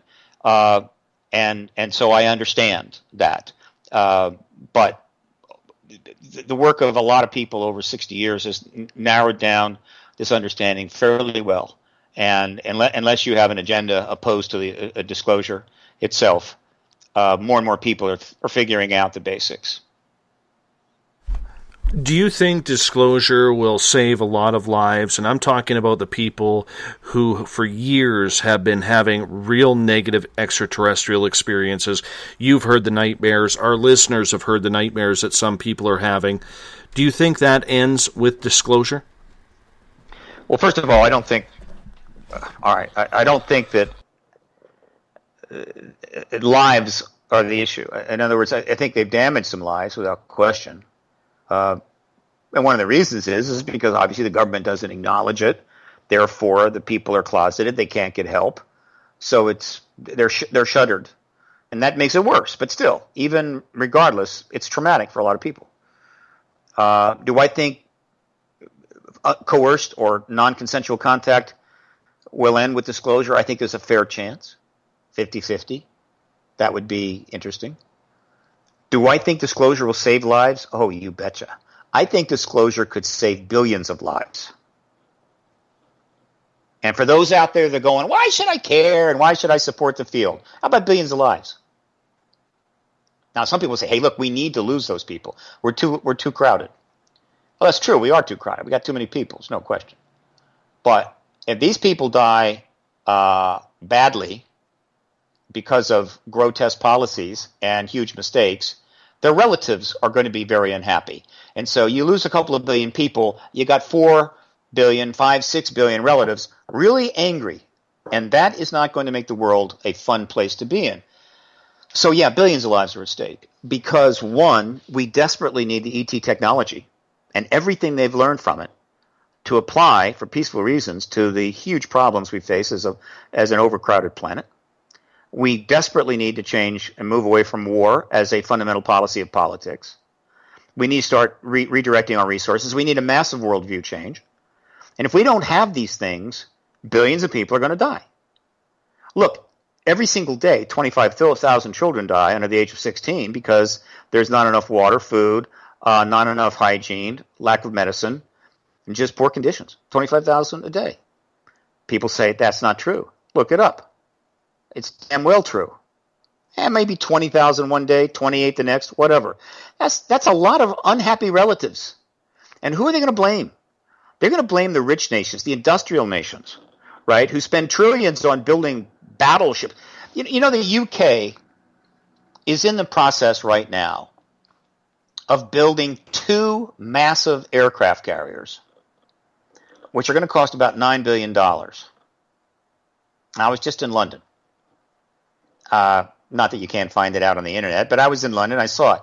And when I read the article, it was kind of funny because they went out of their way to point out that these 2 aircraft carriers, which are huge, are still a few feet shorter in length than the U.S.'s major carrier, which I think is the, whatever the hell it is, Ronald Reagan, the Enterprise, whatever. And I'm thinking, you know, I think most of you are getting what I'm getting at. I think you know what I'm talking about here. Bigger, longer, better.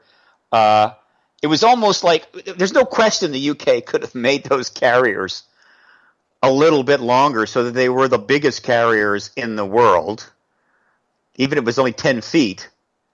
But then that would have upstaged the United States, right? You know, speak softly, carry a big stick. So my question was, isn't this so transparently male? And 2, what in the hell does the UK need with 2 giant aircraft carriers, right, for $9 billion? So let me repeat. If we don't get disclosure soon, it's going to cost billions of lives. For those of you out there who are trying to decide, should I support this advocacy movement or not? Enough said. You were quoted by MSNBC a couple of weeks ago stating that you strongly believe that Barack Obama will ruin John Podesta and Hillary's disclosure party by coming out with disclosure himself. Why do you believe before the end of his term Barack Obama will disclose? Well, it's all tied together. Don't think of it as ruining the party, all right? The Democrats want to be the disclosure party, and Secretary Clinton wants to be the disclosure president. But history is caught up with them, all right? And so, and a Paradigm Research Group will take some credit for that. You know, I've been pounding on this issue for 20 years, all right, based in Washington. Until recently, I had to leave, ran out of money, whatever. Point is that history's caught up with them. So they are working with that. Now, Podesta originally calls to release the files in 2002, then 2003. Bill Richardson jumps in 2004.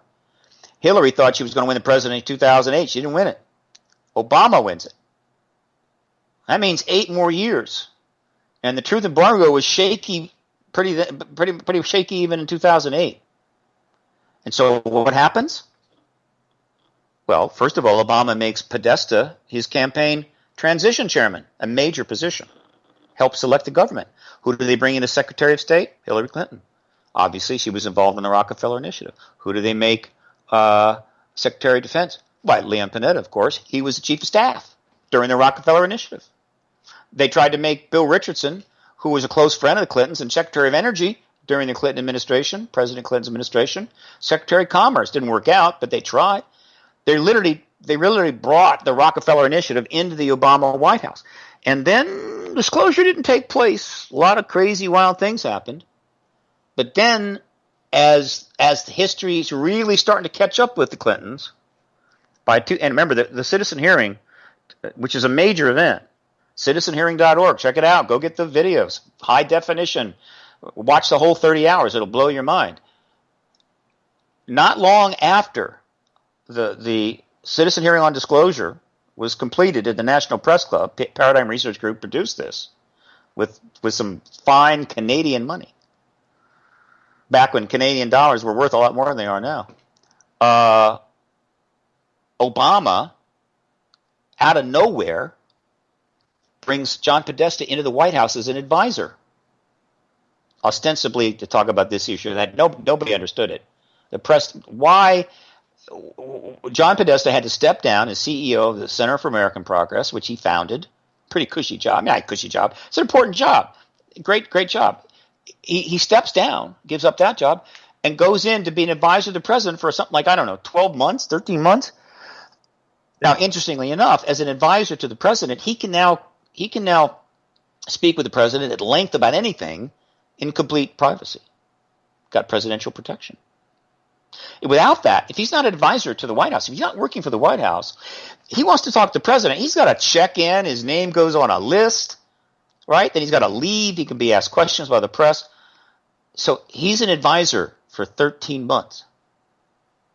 And then on the day he leaves that job as advisor to President Obama to take over the campaign as chairman, not the manager, but the chairman, meaning the intellectual, kind of controlling intellectual of the campaign, he puts out the famous tweet, "My biggest regret, 2014, once again not getting #disclosure of the UFO files."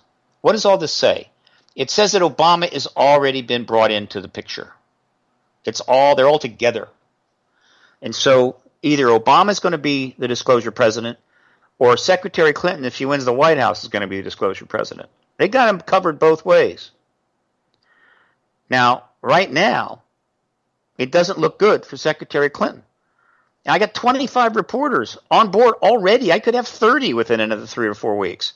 They've written dozens of articles. Worldwide, there's been hundreds of articles. The Rockefeller Initiative is getting spread all over. And by the way, we're in a new era now.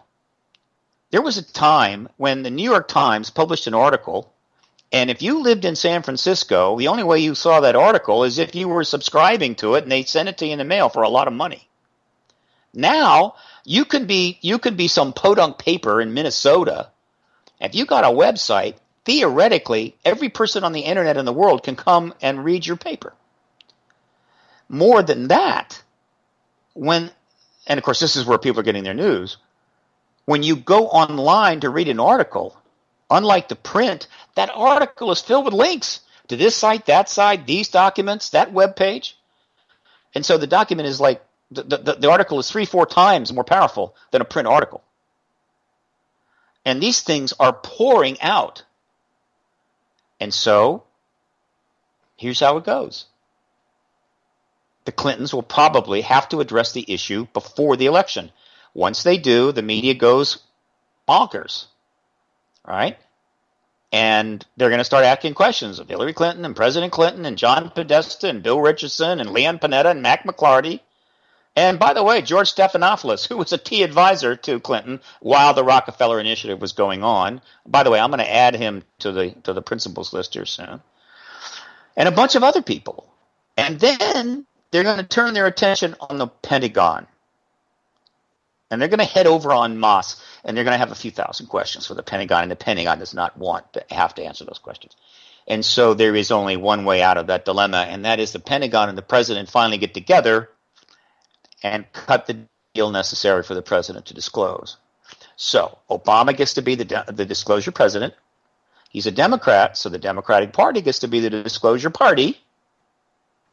Secretary Clinton and President Clinton are well connected to the issue now, and so they get grandfathered in as major players, get a lot of legacy from that. She gets the White House and gets to be the first full-term disclosure president, who will most certainly have the most impact on the post-disclosure world of anybody in the United States. It's win, win, win, win, win. Unless Donald Trump gets in. What about Donald Trump? If Donald Trump gets in, we got a whole different ball game.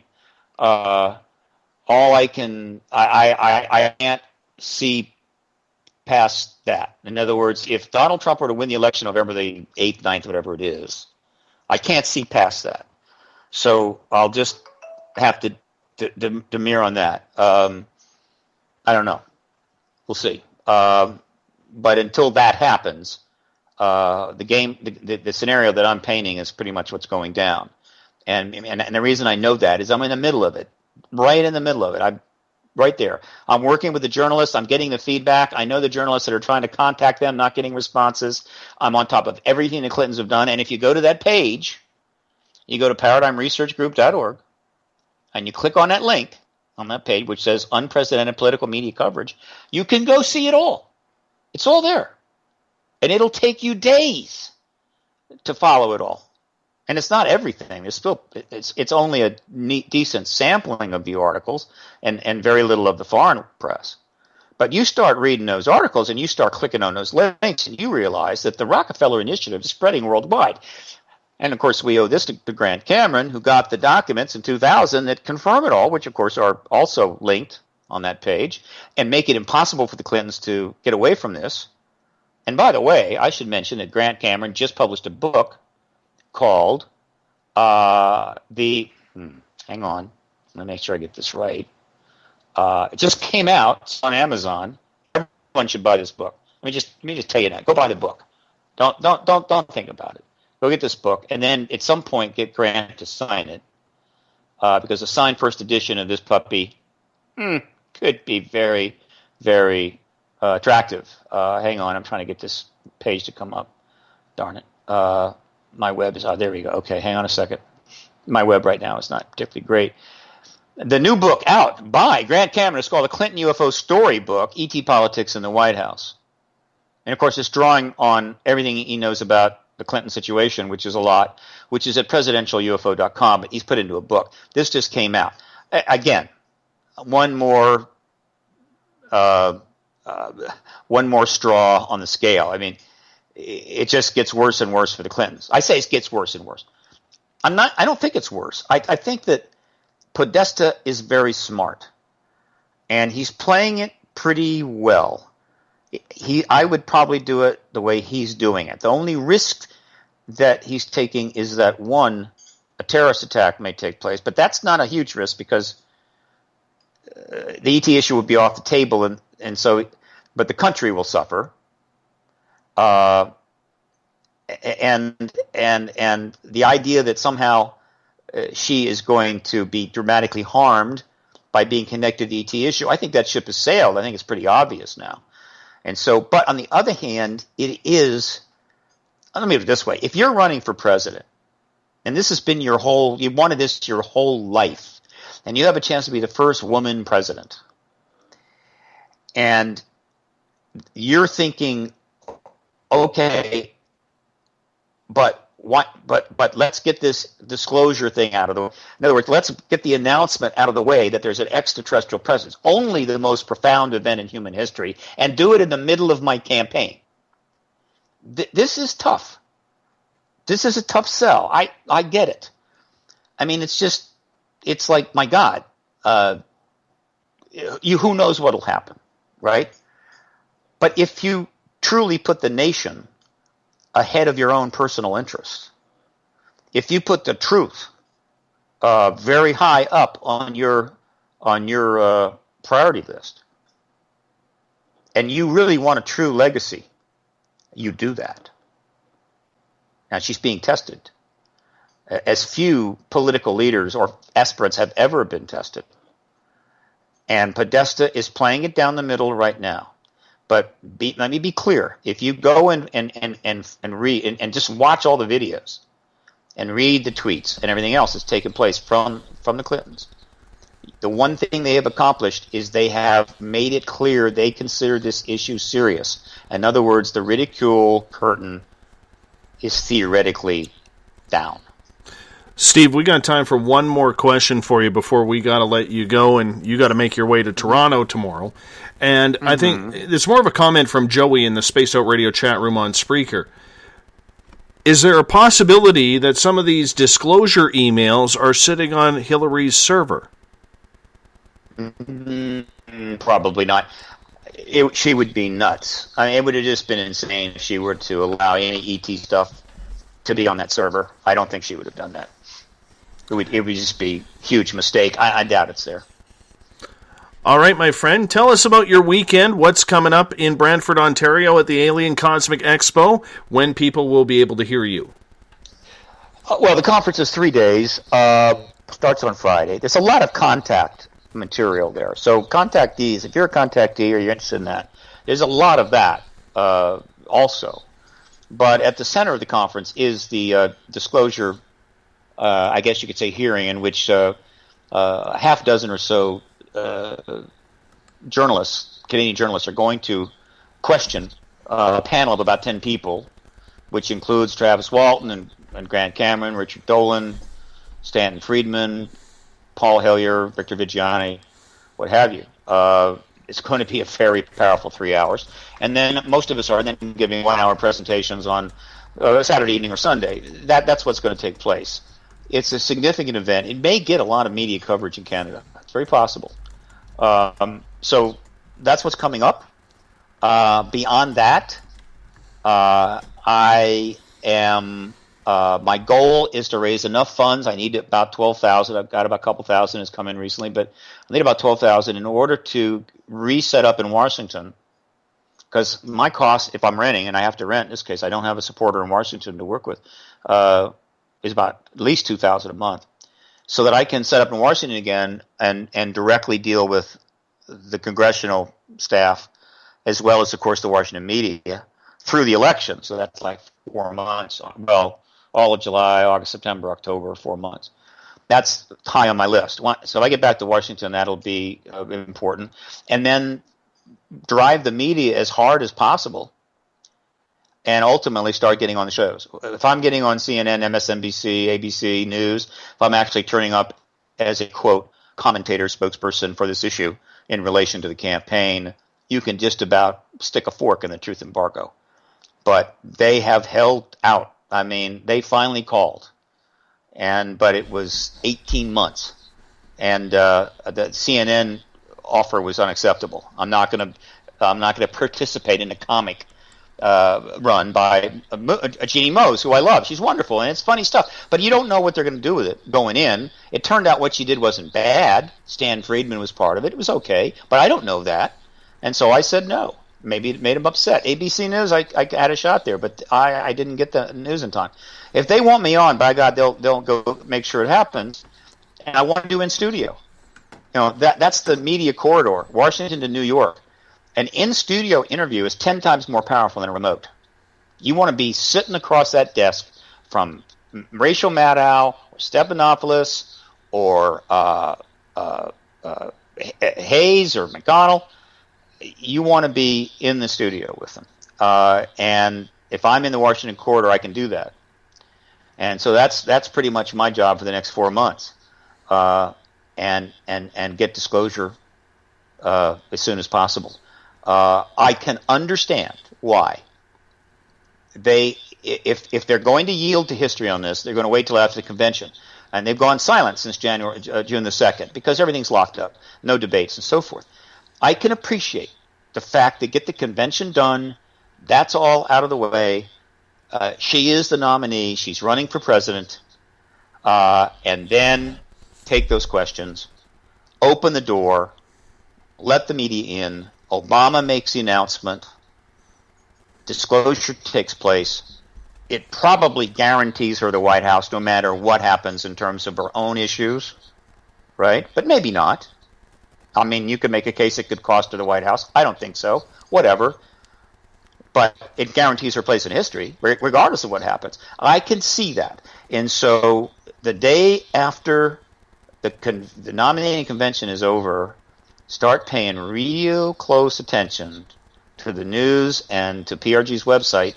And if you want to be on my updates list, where I'm keeping people on this pretty good, you just need to hit the subscription link on my sites. I got several of them there. Or just email prg@paradigmresearchgroup.org and say subscribe. I've got about 17,000 on the list. I'd love to have 30,000 on the list. So people sign up. But I'm sending out updates on this regularly.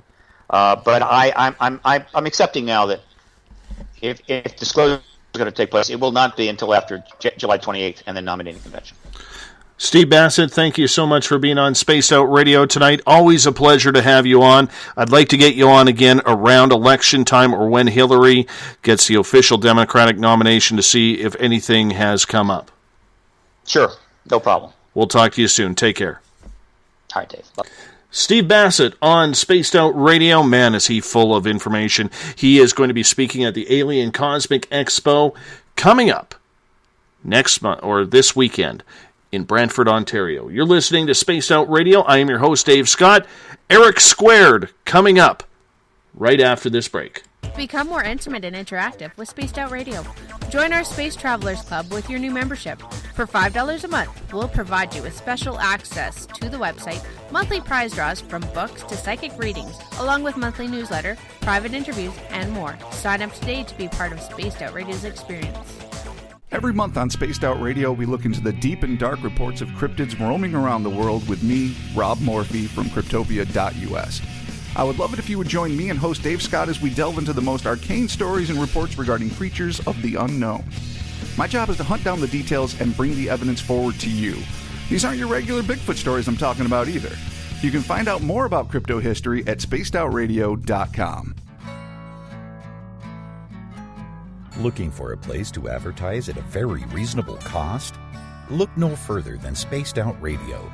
SpacedOutRadio.com has an advertising tab that you can click to check out our daily, weekly, and monthly packages to play on the radio, or our website including social media.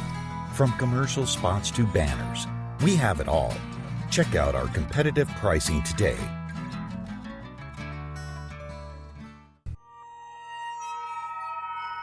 You hear footsteps in the empty room above you. A rocking chair begins rocking by itself. Don't be afraid of the things that go bump in the night. Reach for Spirit Storybox, the iPhone app the Huffington Post UK called the only ghost hunting app you will ever need. Spirit Storybox. The spirits are telling their stories. Are you listening? Strange creatures lurking in the night, the sounds of wood knocking in the forest, odd happenings right out of a fictional world. These are the reports I love. Hi there, this is author Ronald Murphy, and I would love it if you join me and Spaced Out Radio host Dave Scott the second Wednesday of every month on our journey into the unknown land of cryptozoology at spacedoutradio.com. From Mothman to Frogman and everything in between. Hey, they don't call me the crypto guru for nothing. Is the 24-hour world starting to wear you down? Let me from Rivulet Reiki and Ratings lend you a hand. Hi, this is Jolene, and if you're in need of Reiki or a realm reading, come to my website, rivuletrr.wix.com/rivuletrr, and let us help you out. At Rivulet, I specialize in healing your body, mind, and soul, no matter where you are. And be sure to check out the Rivulet R&R Facebook page for your best deals. Remember, it's time for you to make some time for you. Find yourself constantly looking up in the sky, looking for answers? Have you had extraterrestrial contact? Are you an abductee? Looking for answers to your experiences? Hi there, I'm R. Keith Andrews, Spaced Out Radio's resident ET expert.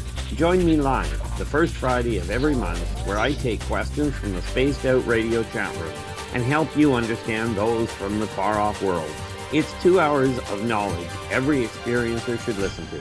Hope to see you there. Did you know that Spaced Out Radio runs 7 days a week? Hi, it's James Tyson from Spaced Out Weekend. Every Saturday and Sunday night, starting at 9 p.m. Pacific, midnight Eastern, you can join me and my guests for some great chatter about what's going on out in the universe, or even in that dark part of the basement you really don't want to go back into. Well, let's find the answers to your experiences together. So come on up to Uncle Jimbo's cabin on the weekend. For more information, look us up at spacedoutradio.com.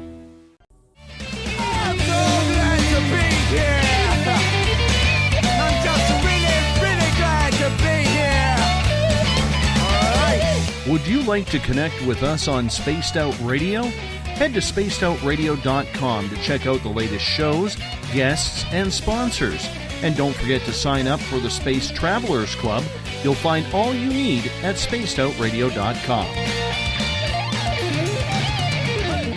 Welcome back to Spaced Out Radio tonight. I am your host, Dave Scott. Thank you so much for being with us on the Spaced Out Radio Network on Spreaker. Thank you for participating, the SHR Media Network, and on Facebook at Euphoria Chronicles, Chronicles of the Unknown, and Forest Moon Paranormal. We appreciate you taking the time to be with us tonight. Tomorrow night on the show, Devara Thunderbeat will join us. We're going to talk DNA activation and alien contact. Very interesting, as she grew up around Dulce, New Mexico. We'll get to that tomorrow night. Reminder to you that you can follow us on Twitter at Spaced Out Radio. Give our Facebook page a like, Spaced Out Radio Show. On Instagram, I can be followed at Dave Scott, SOR. Our YouTube channel, where we hide our archives, is Spaced Out Radio Show, and our website is spacedoutradio.com. We want to thank Steve Bassett from the Paradigm Research Group for coming into the show for the first 2 hours. He'll be taking part in the Alien Cosmic Expo this weekend in Brantford, Ontario. And now, for hour number 3, to wrap up the final hour, we bring in a pair of Erics. Eric Cooper, a voice you are familiar with from Forest Moon Paranormal, as well as Eric Markham. Eric Markham is now a part and the newest member of the Spaced Out Radio team, and we bring both gentlemen in now. How are you? Hey, doing good. Excellent. Eric Markham, I want to chat with you here for just a moment, if you don't mind, because I want to introduce you to the Spaced Out Radio audience. See, what we are doing here, when the New Look website comes out, one of the features we are going to be having, or a couple of the new features, and we'll discuss it a little bit more tomorrow night as well, we are going to be adding some new additions to the website. There's going to be blogs that you can read from a number of writers, including myself. There is going to be a new news section from stories that are kind of weird, odd, obtuse, around the topics we talk about, and that's where Eric Markham is going to come into play. Eric is going to be writing a blog for us on a weekly basis, as well as running our news side on getting programming onto the website. Eric, welcome to the Spaced Out Radio listenership. Glad to have you with us. Glad to be here. Eric, I want you to explain a little bit, if you don't mind, what you're going to be doing with the SOR Spacewire, as we've decided to call it. Okay. I'm going to be looking around at different sources, including local sources here in my area of North Carolina, and trying to find those little nuggets of weird news that kind of titillate the imagination. We've had some, we have a long history in North Carolina of having a lot of supernatural, paranormal stuff. There's even a book called Weird Carolinas. So I think it ought to be a ripe ground for, I ought to be able to find quite a bit. It's going to be very interesting indeed, because we do have a lot of contributors that you get to choose from in regards to it. What do you think it will bring to the SOR audience who are maybe it's during an hour when the show isn't being played? What do you think it'll bring to them? Well, I'm hoping it'll give them something to do to kill time till the show comes on. I know I have trouble doing that at work. It's like I keep looking at the clock. Is it midnight yet? Is it midnight yet? But that, and it should, I'm hoping that the content we'll have on the website will bring people in. If somebody does a search about Bigfoot sighting in Oak Hill, North Carolina, or Oak Ridge, North Carolina, hopefully that'll lead them to our site. And once they get stuck in our web, we've got them. One of the things that I think is going to be challenging for you, my friend, is the fact that you're American and I'm Canadian. This show is broadcast out of Canada. You've all of a sudden had to, pick up your game in learning what's going on up north of the border as well. Yes, and you introduced me to some very fine sources. Michelle up in northern Ontario. I'm probably butchering his website, and I apologize that he's out there listening. But Michelle has got a lot of good stuff. I reached out and contacted a group that called Chaps up in your area. So I'm trying to, between what you've given me and what I've been looking for myself, I'm hoping to cultivate a good 50-50 mix. I don't want it to all be Podunkville, North Carolina, or backwoods Kentucky, things like that. I do want to have both, because it's happening in both places. Absolutely. Oh, you've got Fort Bragg. That's paranormal enough. well, Erica Markham, that is. I do want to remind you that and to the public, if you have any news stories that you want to get out to Eric Markham, and that way he can research it, you can email him at news@spacedoutradio.com. Once again, his email is news@spacedoutradio.com. This is going to be a daily feature on the website. It's going to give you the opportunity to catch up on some of the weird and strange stories that are happening on a daily basis. And I'm very, very excited to have you aboard, Eric Markham. It is absolutely a pleasure for me to be able to introduce you to the audience. And you know what? We're going to try and get you some airtime on this as well, because I think it's important for everyone to be able to be in touch with our audience. Our audience, as you know, from a listener standpoint, is very knowledgeable. They are very, very smart. They keep us on our toes. And it's something that I think is going to be very big in the growth of Spaced Out Radio and spacedoutradio.com. So I want to say congratulations and a heartfelt thank you from every member of the Spaced Out Radio team for you joining us. I appreciate that. Thank you for including me. It's been an honor and quite a gear change for me, going from scientist to getting into this broadcasting and doing news. It's nice to have expansion in one's outlook. And you know what? The big thing about it is, have fun with it. So far it's been a blast. Yeah, I mean, looking at the stories, and, they'll all be posted as of tomorrow on the website. Fingers crossed that we get everything up to snuff and switched over from our current server into our brand new server that will also open up the SOR Space Travelers Club. I'm very excited about this because this is a huge step forward for everyone at Spaced Out Radio, and I am very appreciative that we are finally at that forefront where we can move forward and take a giant leap in the future of this show, because it's really good. We've got some big things planned, and I look forward to following through with everyone in regards to that. Let's get to tonight's topic, disclosure. Eric Cooper, you joined us last night as well in hour number 3. Eric's from Forest Moon Paranormal. And tonight we had a different look from Grant Cameron last night to Stephen Bassett tonight about the different sides of disclosure. And one of the things I want to talk about with you guys tonight, and our audience, of course, is about what he said regarding that there will be a lot of egg on whoever the President of the United States' face. Let me mention that in English. There will be a lot of egg on the face of whoever is the President of the United States. Right. Does America, do you believe, Eric Cooper, that America has to be the country that discloses?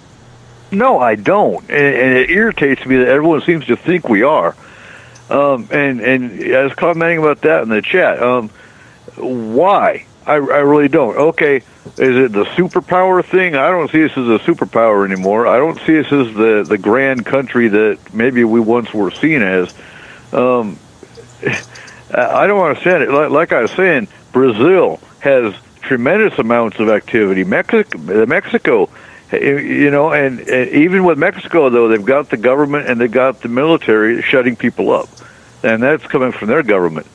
But then you've got the UK, you've got Norway, which has tremendous amounts of reportings and whatnot. Any one of them. Russia, like Michelle was saying on the chat too, or I think it was Michelle that was saying it.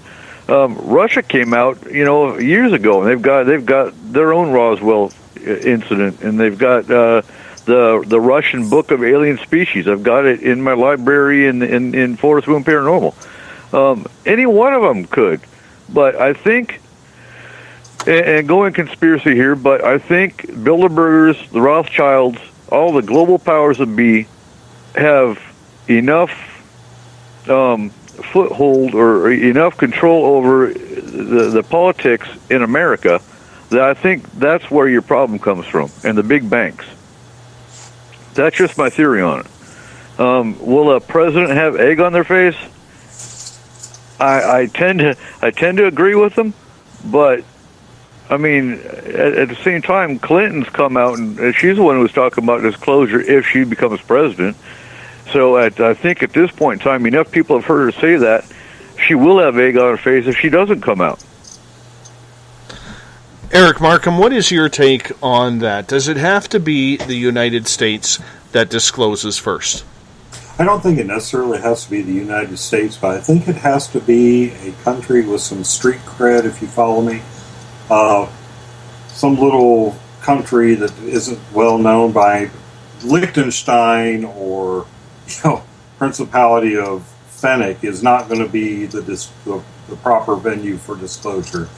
I think it would be, and there's actually a little bit of a credibility gap for Russia, because you look at all the paranormal things that came out of Russia in the 70s and 80s that turned out to be hoaxes. I think I kind of agree that if Canada would do so, or a major power that has somebody that's looked upon by the rest of the world as being an honest player, not necessarily even the United States. I think we've lost so much reputation here lately. We could show pictures of them landing on the lawn and people wouldn't believe us anymore. But Norway would be a good one. Somebody who hasn't sullied their reputation but isn't an unknown entity could do disclosure. I think with Brazil, you have the problem that people are like thinking, yeah, right, Brazil. They're not well understood to us. Maybe in South America, Central America, Brazil has a different look to the people. But in our northern hemisphere, and here I'm thinking the UK, United States, Canada, Russia, it's going to have to be somebody that everybody agrees is an honest player.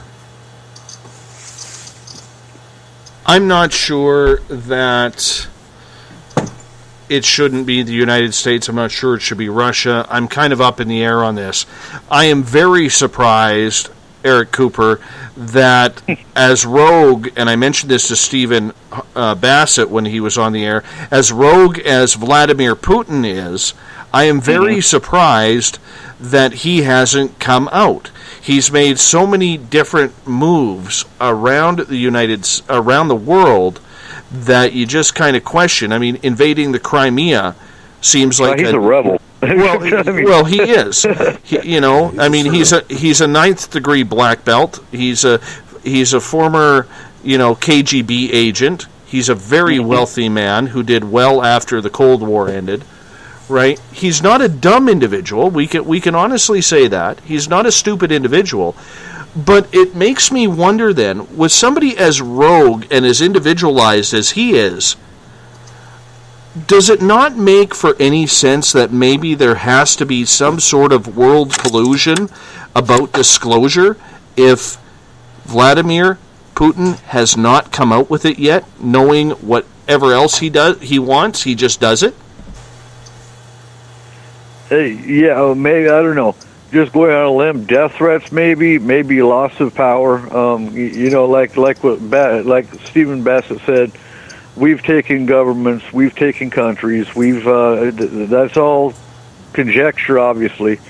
But I don't know. Maybe he's got something over his head.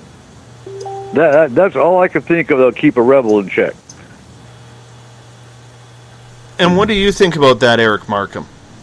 I'm I think he's got more. I just don't think it's an issue for him. Because if you read what's going on over right now, he's got a lot of irons in the fire. And yeah, he does. And I'm almost wondering if he doesn't know it's coming, or if he's been told, you don't have to do this, it's taken care of. I've wondered about, with his love of making fun of our president or making him look bad. He obviously has no respect for our president. He loves Trump too. That ought to be great. I think he does that for mockery more than anything, though. To be honest with you. Yeah, I just don't think it's high on his priority list. He's got to know, having been in the KGB, that.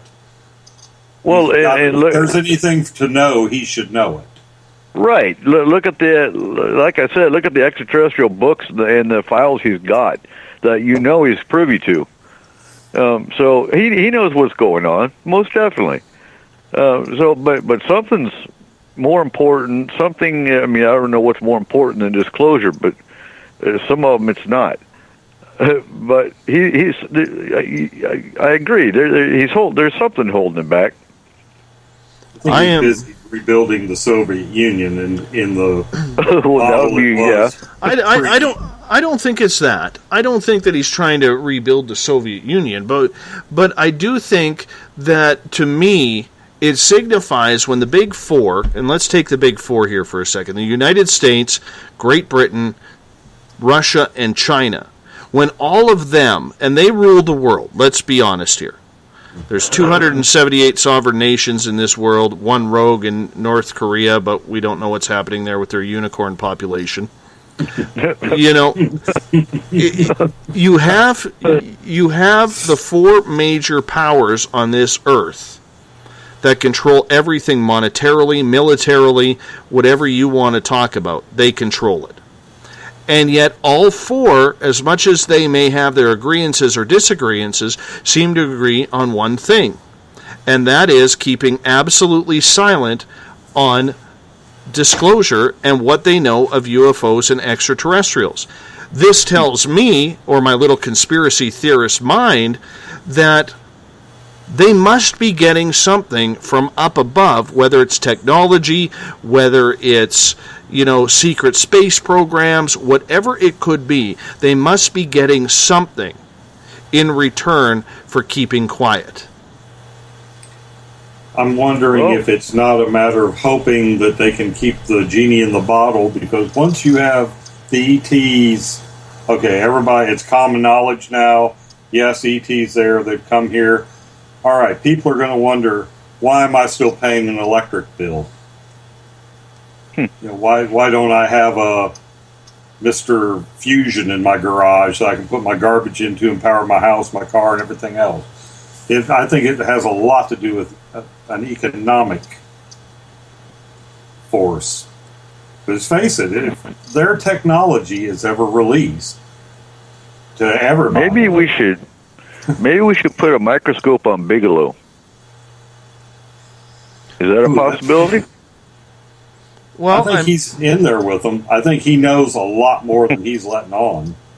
Oh, he's building a rocket. Come on now. He owns MUFON. He knows what's going on. I was posting on the chat tonight, and to look up, I couldn't remember the name Bigelow, so I looked up who owns MUFON. There's Bigelow. The first thing that popped up was like, yeah, okay, it's Bigelow. Yep, that's right. But yeah, Bigelow knows what's going on. He owns MUFON. So yeah, maybe if you looked at Bigelow's manipulating the whole thing. But if he's still using liquid, solid fuel rockets or liquid fuel rocketry, he's not getting much from them. I mean, that's Goddard technology. I would hope if he was getting something from them, he'd be launching with a non-rocket motor of some kind. Right. Yeah, but if there is a secret space program that is connected to different extraterrestrial entities. So let's say the Americans are in bed with the Nordics, and the Russians are in bed with the Pleiadians. You know what I'm saying? We don't know up above if any of these extraterrestrial groups are working together. We don't know if they're teaming up. We don't know if they're individual and rogue like Putin himself. We really don't know. Only those agencies would know. And I guess the question is, for instance, if there is a secret space program, like Randy Kramer said, he was part of what they called the Earth Defense Force when he was up on Mars for 17 of his 20-year United States Marine Corps career. He said there were soldiers there from Russia, there were soldiers from China, Japan, Canada, Great Britain, and it was one giant team. So if we don't know what's happening with the secret space program, or there is collusion in a secret space program, that might be why they are keeping it quiet, because maybe they know something, maybe it's a world threat, maybe it's technology driven, maybe it's trying to figure out where we can live on other planets as Earth continues to grow population-wise. Maybe that's the reason why that they are not, any of the big four, coming out. Eric Markham. Well, that's a good thought. I hadn't put it that way before. But eventually you're going to have to let the cat out of the bag, because it's you can't keep this secret forever. And if there are bases, didn't that British guy, Gary McKinnon, actually claim to have gotten into the secret space program, part of the Pentagon's files? That was one of the reasons the U.S. was so hot and heavy to have an Alzheimer's syndrome, or he's got like a mild form of Asperger's, or one of the syndromes that usually makes somebody extremely intelligent and focused but socially awkward. He supposedly found some of those files. I think if we're capable of cooperating on a scale like that, we can keep a secret space program safe and secure and secret. We can work together on the moon, on Mars. Well, supposedly the moon too. Why can't they bring that home, where it would do more good? Oh, I'm going to send you a news article that I saw today that you need to look up and find validity on it. Okay. I'm going to be feeding you news so I see you validate it, and then if it's valid, post it. Okay, sounds good to me. I just feel like if we can cooperate in space, other than this just randomly popped into my head. One of the benefits of having ADD. What if it's not so much the governments, but like pharmaceutical companies? Because if you dig down and follow the money, the military-industrial complex and the pharmaceuticals have a lot of strings they're pulling. Maybe it's them that's keeping this, disclosure from happening. Just a thought. Gentlemen, on that note, we're going to hop out for our final break of the night. Eric Markham of Spaced Out Radio's SOR Space Wire. I love that new title. And Eric Cooper from Forest Moon Paranormal are joining us in the final hour of Spaced Out Radio. We're going to be right back debating the hot topics of the night. You're listening to Spaced Out Radio. I am your host, Dave Scott. Talk to you on the other side. Are you an experiencer? Have you had run-ins with strange creatures you can't explain? ETs, Dogman, Bigfoot, werewolves? They're enough to scare the daylights out of anyone. Hi there. I'm Butch Witkowski from your Cop. And on the last Monday of every month, you can listen to me and the host, Dave Scott, talk about the weird and the strange being reported on Spaced Out Radio. I'm going to bring my investigations and sources, you bring your experiences, and we'll figure out the rest together. Strange Days on Spaced Out Radio. Come tune us in at spacedoutradio.com. Are you interested in advertising on Spaced Out Radio? Head to our website at spacedoutradio.com and click on our advertising tab. There you will find an assortment of ways you can get your product out there with us. From the radio, commercials, to banners, to social media. Have a product you'd like our host to endorse? We can do that too. Visit spacedoutradio.com for more details. Visit purpleplates.com today. For over 40 years, the Purple Energy Plates have been delivering amazing results for their many customers.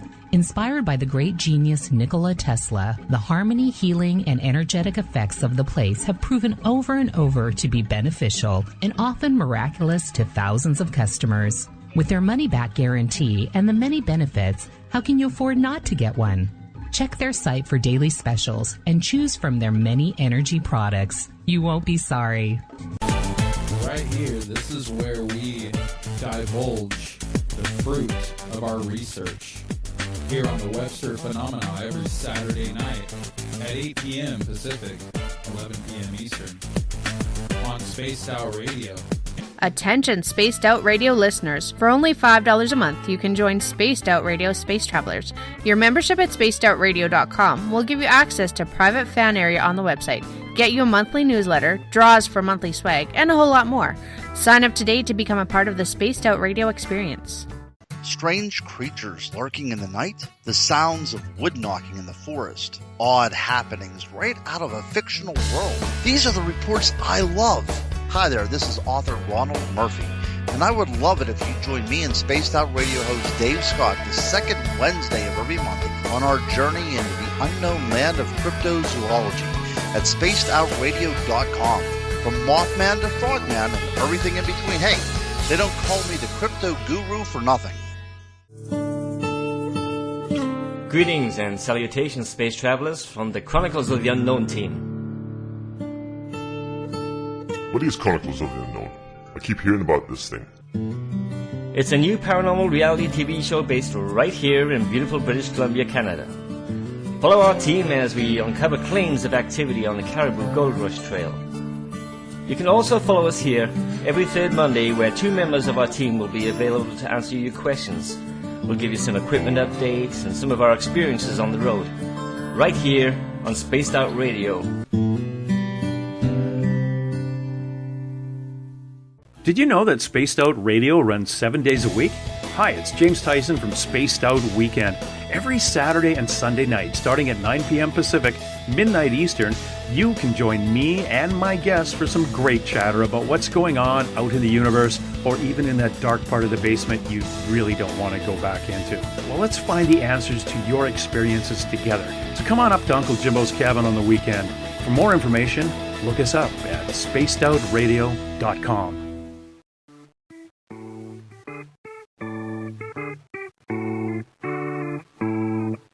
Missed most of tonight's show? Don't worry, you didn't miss a thing. You can head to our website, spacedoutradio.com, and download our archives for free. And don't forget to get your Space Travelers membership today. Now, back to tonight's show. Welcome back to Spaced Out Radio tonight. I am your host, Dave Scott. Good to have you with us. If you're listening in on the SHR Media Network, if you're listening on Spaced Out Radio's chat room on Spreaker, along with on Facebook at Euphoria Chronicles, Chronicles of the Unknown, and Forest Moon Paranormal, we appreciate you taking the time.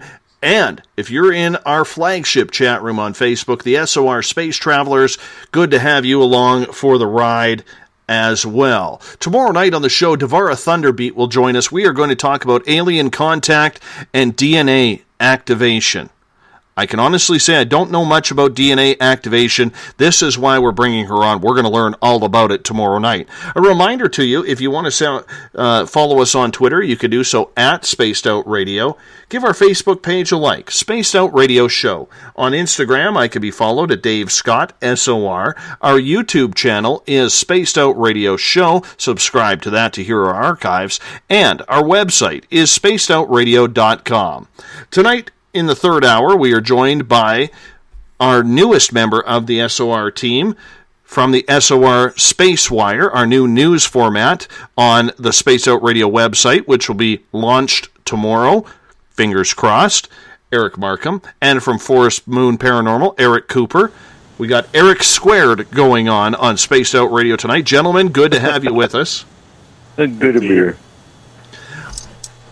I love the topic of disclosure, guys, because there are so many different avenues that this can go. Steve Bassett, who was on the show for the first 2 hours from the Paradigm Research Group, was stating that he strongly believes before Barack Obama leaves office, and if Hillary is elected, that Barack will make the transition for disclosure easy for Hillary by coming out as the disclosure president. Eric Cooper, I'm curious to get your opinion on that.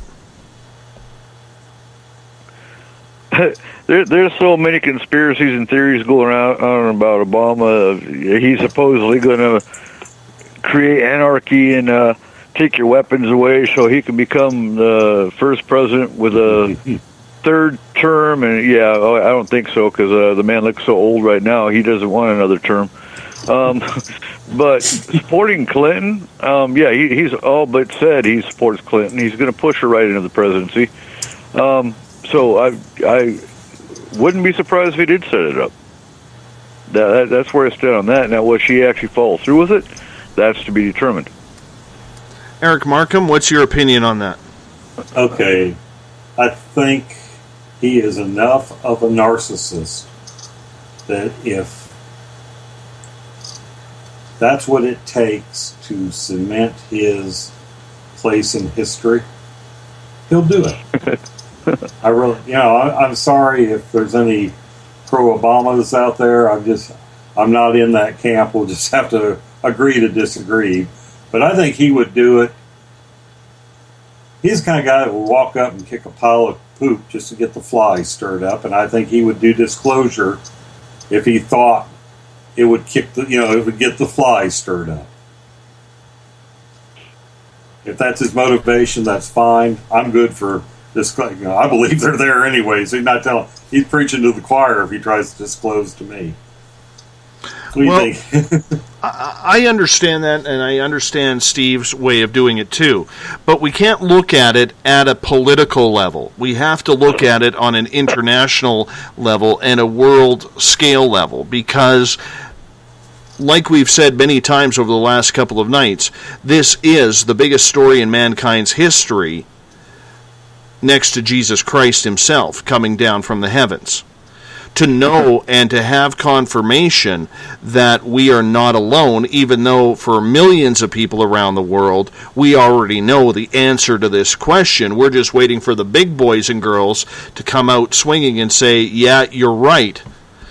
Do you think, though, that maybe it has to do with the fact that because he's an outgoing president, that it would be easier for him to do it? Because that way, he can plan his next number of months, setting this up, so that way there is an easier transition, because there's going to be have to be a bunch of laws brought in. Okay, and what I mean by laws is we're going to have to be able to try and figure out how do we protect ourselves from lawsuits.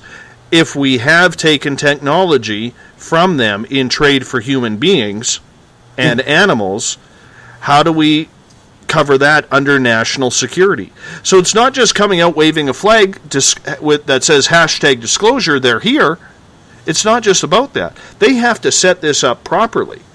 And if Hillary goes into phase 2 and 3 of that, if she gets elected, then there is a whole different dynamic that leads into setting it up. So I do believe it makes sense. What do you think about that, Eric Cooper? I think it's possible, because what's he got to lose? He's on his way out. He can set it up, which he's probably doing now, because he's only got a few months left. He could very easily set it up, set the laws in place, hand Hillary the file and say, "Have a nice time, bye bye, I'm out of here." And he's got nothing to lose. He's on his way out, just like you said. So why not? Eric Markham, your opinion? I have to agree with the other Eric on that. I think he is well placed to do that. Whether I like him politically or not, he is very popular with a certain segment of America, that if he were to bring it out, or at least lay the groundwork, it might actually dampen a lot of the chaos that a lot of people expect to happen when disclosure does come along. So I think he is in a good place to be the disclosure president. And like I said, I think he'd like to have that as his. I think he'd like to have that as his legacy, or to at least have been the president that opened the door for it. And here's something to think about, because we keep talking about the Pope being the one that should be the one to do it. He's the first president in a very long time, if ever. I can't remember if any of the other presidents ever met the Pope. But it makes you wonder what him and the Pope talked about behind closed doors, if this has been in the works for how many years. He just met the Pope. Was it last year? This year? I think it was last year. So we keep talking about the Pope bringing it up and Obama bringing it up. Who's to say that both haven't been planning together as far as the Pope being part of the plan to bring it out? That'd be the smartest thing they could do. It would be a good idea. It'd also bring a lot of... As a Catholic, I've watched the church go from being a force to be reckoned with and, banning books, banning music. The Pope says this, we shall, thou shalt not, and people doing it, to being really a non-player in a lot of ways. It's, attendance is down. They're having a hard time finding priests. That would be an excellent way to make oneself relevant again, is to be part of the disclosure team. And it would also, you have the fundamentalists that would be, oh God, thinking it was demons from above, where it would make it a lot easier with the Pope coming out and the religious aspect of it going, oh, well, God created the aliens, here they are. And people wouldn't panic like they might if Obama brought it up. Well, to keep in mind in this country that the Catholic Church, back when my mother was a child, being a Catholic was not a good thing to be. Our country was founded by Protestants, and when the Catholics came, it wasn't a peaceful mixing of the two. So Catholics do have and plus with some of the things the Vatican has covered up with the pedophilia, and they're not that popular. But the Pope, as popular, or as much as their popularity has gone down, Eric Markham, in regards to the pedophilia, in regards to a lot of things regarding, homosexuality, or, what's the word I'm looking for? Birth control. Yes. The Catholic Church, in certain ways, is still living in ancient times compared to what society is today. Religious people, whether you're Catholic, Christian, Protestant, really doesn't matter. They still want to live that old school way. They haven't transformed. Many of them, not all of them, but many of them have not transformed to a 21st century view that people just want to be happy, they want love, they want spirituality. And in the end, what they've done is they've pushed more people away than actually created. Now, that being said, the Catholic Church still has 1.6 billion people following them on a daily basis. That is an important message if it does come from Pope Francis, and he has already opened up that can of worms in the last year or so, that maybe these are creatures of God, whether they are good or bad. Now, people can argue that point, saying, how can they be good when we see and hear the stories of what they are doing to people? But we also have to remember, if they are God's creatures, and God gave them free will as well, as he has for everyone on this planet, if you believe that, then you have to look at it on a human standpoint, saying, well, we have murderers, we have pedophiles, we have rapists, we have people hurting each other emotionally by bullying or something along those lines. We're not innocent here either. So it does go both ways if it were to come from the Pope. I think it would be an easy transition if disclosure happened from the Vatican. Yeah, I see. Yeah, that's a very good point. because I think part of the Brookings Institute report, hate to quote something that old and outdated, but it might be relevant here, religious people were going to be one of the groups that was going to have the most trouble accepting that there were other races out there. I mean, it was only 500 years ago that the church mandated that the earth was the center of the universe, and Galileo spent most of his adult life in house arrest because he said, no, that's not right. And Copernicus, who had discovered the idea earlier, was afraid, because he was a Catholic priest, was afraid to let the cat out of the bag because he didn't want what happened. He knew what would happen if he said something contrary to church canon. Oh, and by the way, Woodrow Wilson was the first U.S. president to visit the Pope at the Vatican. Okay. Eric Cooper, let's say we take the Pope out of the equation. What would happen, in your opinion, if it was a country like Iran, or a country like China, or a country like Saudi Arabia, who came out with disclosure first? Like a country that we just don't fully trust as democratic nations. Would that hurt the disclosure process, or do you think that would maybe start solving some of the world's problems that are out there? I think it would cause even more hatred than they already have towards Muslims, because if it was a Muslim nation that brought it out, they would say it was ISIS. They would say it was, we don't believe in Allah, even though Allah means God, and he's actually basically the same being most of the predominant religions believe anyway. That would cause even more of an uproar than if it was just Obama that came out. That's where I stand on that one, because I don't see that one solving anything, and maybe that's why it hasn't happened that way. Eric Cooper, what is your opinion? What if China came out with it? Is that a good or bad thing for the world? China would be a hit and miss. If it was China, so many people hate China, but China controls most of the money. Look where everything's made. Look at how much money America owes China. So I don't see where that would be a help either.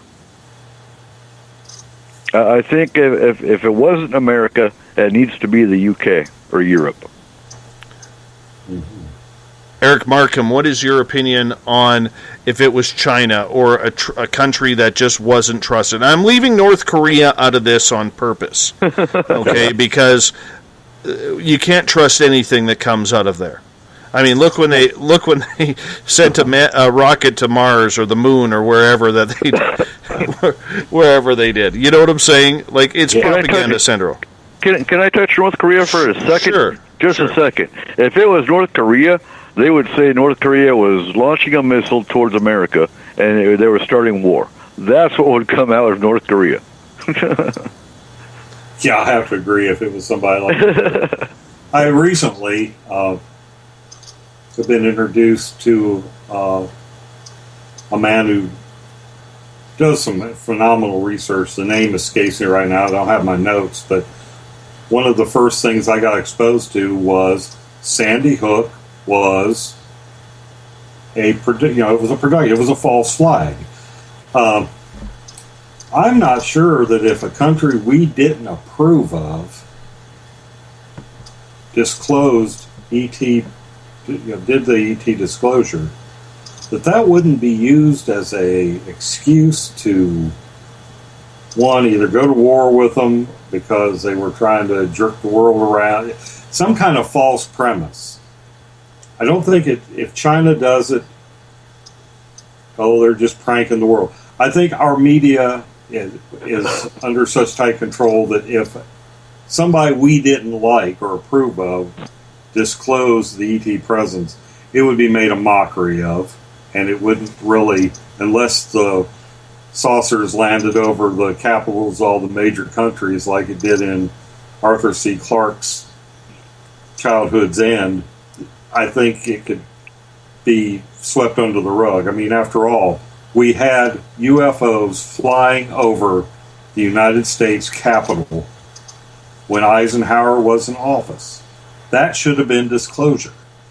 Should have been. There's film footage of it. I mean, you're looking at a country that can somehow take, honest to God, UFOs flying over their Capitol building and pretend it never happened, or make a joke out of it. I'm just not sure. I just don't think if it's not an approved country, it's not going to happen, or it's not going to be given any kind of street cred. How do we go about it then? In your opinion, Eric Cooper, what is the proper way for disclosure?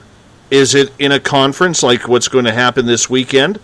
Is it media getting more on board and pushing the buttons of politicians the way they are supposed to? How do you think it has to come out? Okay, you said it. I think it needs to be a combination. A conference with media.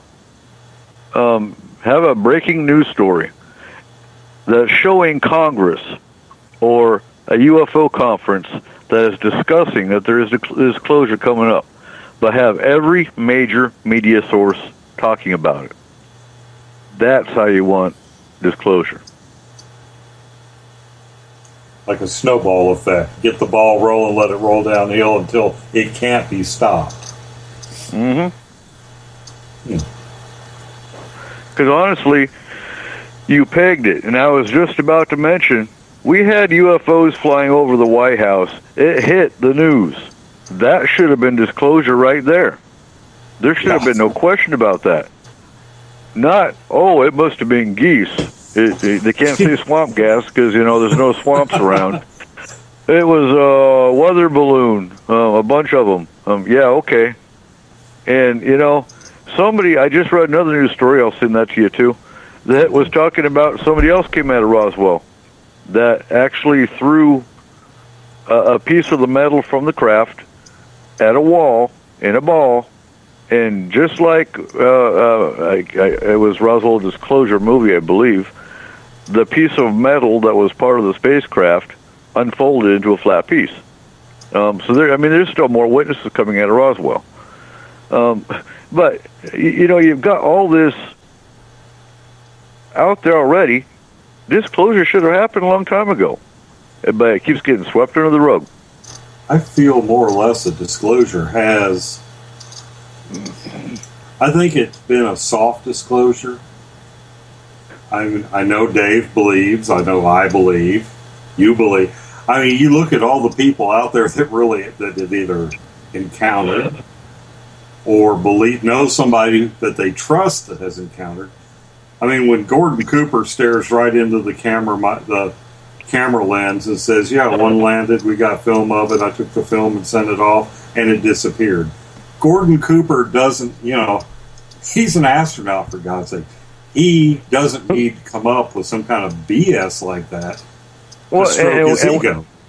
We've got thousands of cases of airplane pilots, people that have to go through drug testing, and they still get caught with alcohol and whatnot, or occasionally, but very high-profile people. You got firemen, you got policemen, you've got politicians, for crying out loud, that come out and say, "Yep, I saw a UFO," but again, it gets discredited.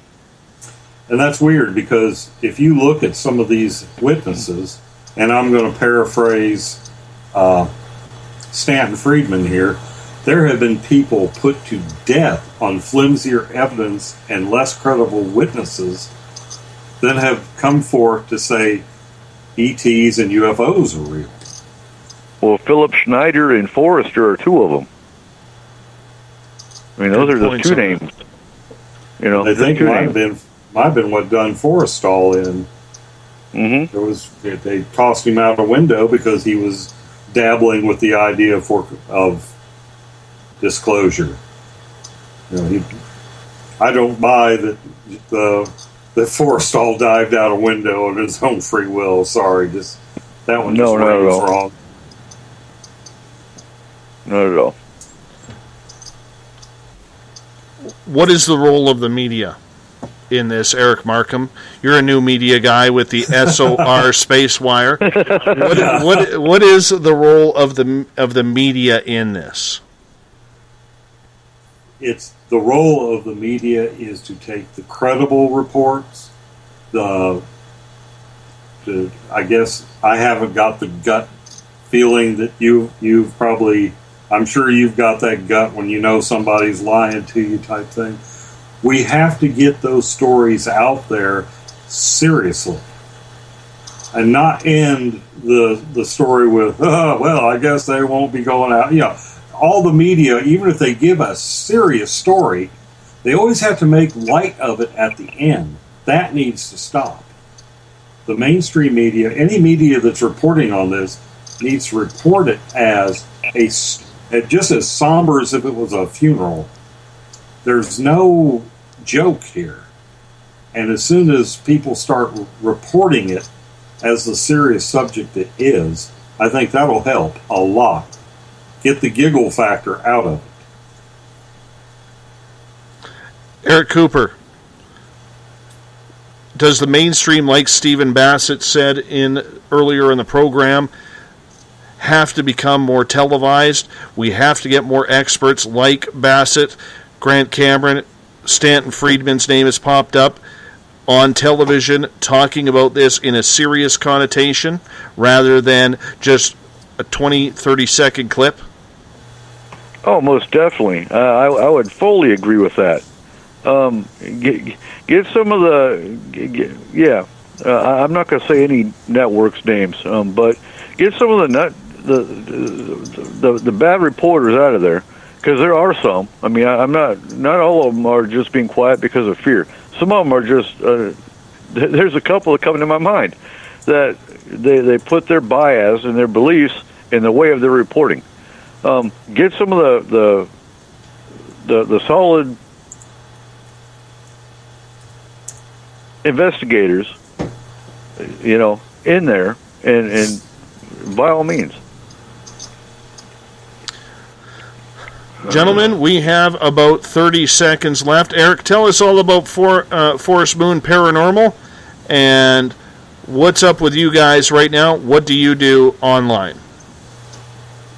Yeah, we are joining forces with Fog Paranormal to create a video podcast called Area 51 Cafe. It's in the works. We're about to start our first. We're going to probably do 2 or 3, 4 episodes in a day.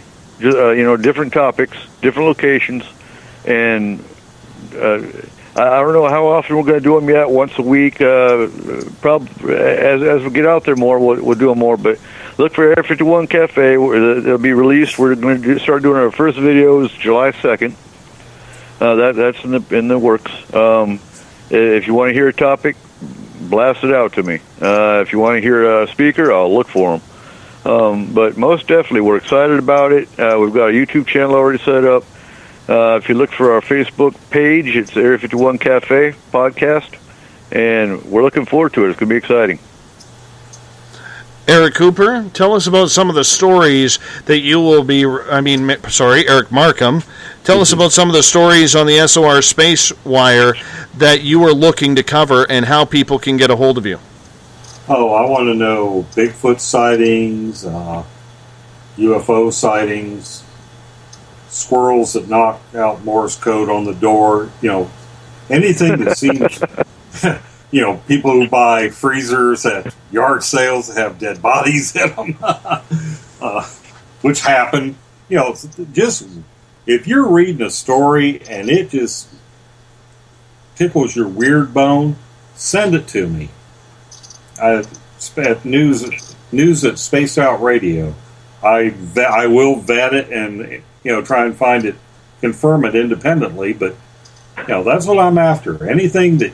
If it sparks you as the listener's imagination, it's probably going to spark everybody else's too. So send it to me, and we'll see what happens with it.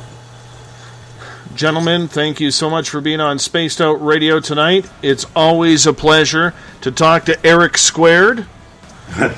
We're not going overtime tonight. Hey, guys, appreciate it. You guys hold on. I'm going to wrap things up here. Mr. Bumblefoot, Ron Thal, is going to take us home tonight. Tomorrow night on the show, Devara Thunderbeat will join us. She is an expert on alien abduction. She's an abductee herself. And she works with reactivating DNA. That's a new topic for me on this show. I'm curious to learn what that is all about. I hope you will join us and find out as well so we can learn together. Thanks to everyone listening in on the SHR Media Network, over on Spaced Out Radio's chat room on Spreaker, along with on Facebook. We have the SOR Space Travelers, Euphoria Chronicles, Chronicles of the Unknown, and Forest Moon Paranormal. Love having you all around. Do me a favor, if you're a fan of this show, tell a friend. It's the way we're going to build this up to something big and something better and stronger. And it starts tomorrow with the new look Spaced Out Radio website that we are planning to launch tomorrow. It's going to be interesting indeed. I want you to check it out. It's going to be a lot of really cool stuff on there. A reminder to you, you can follow us on Twitter at Spaced Out Radio. Give our Facebook page a like, Spaced Out Radio Show.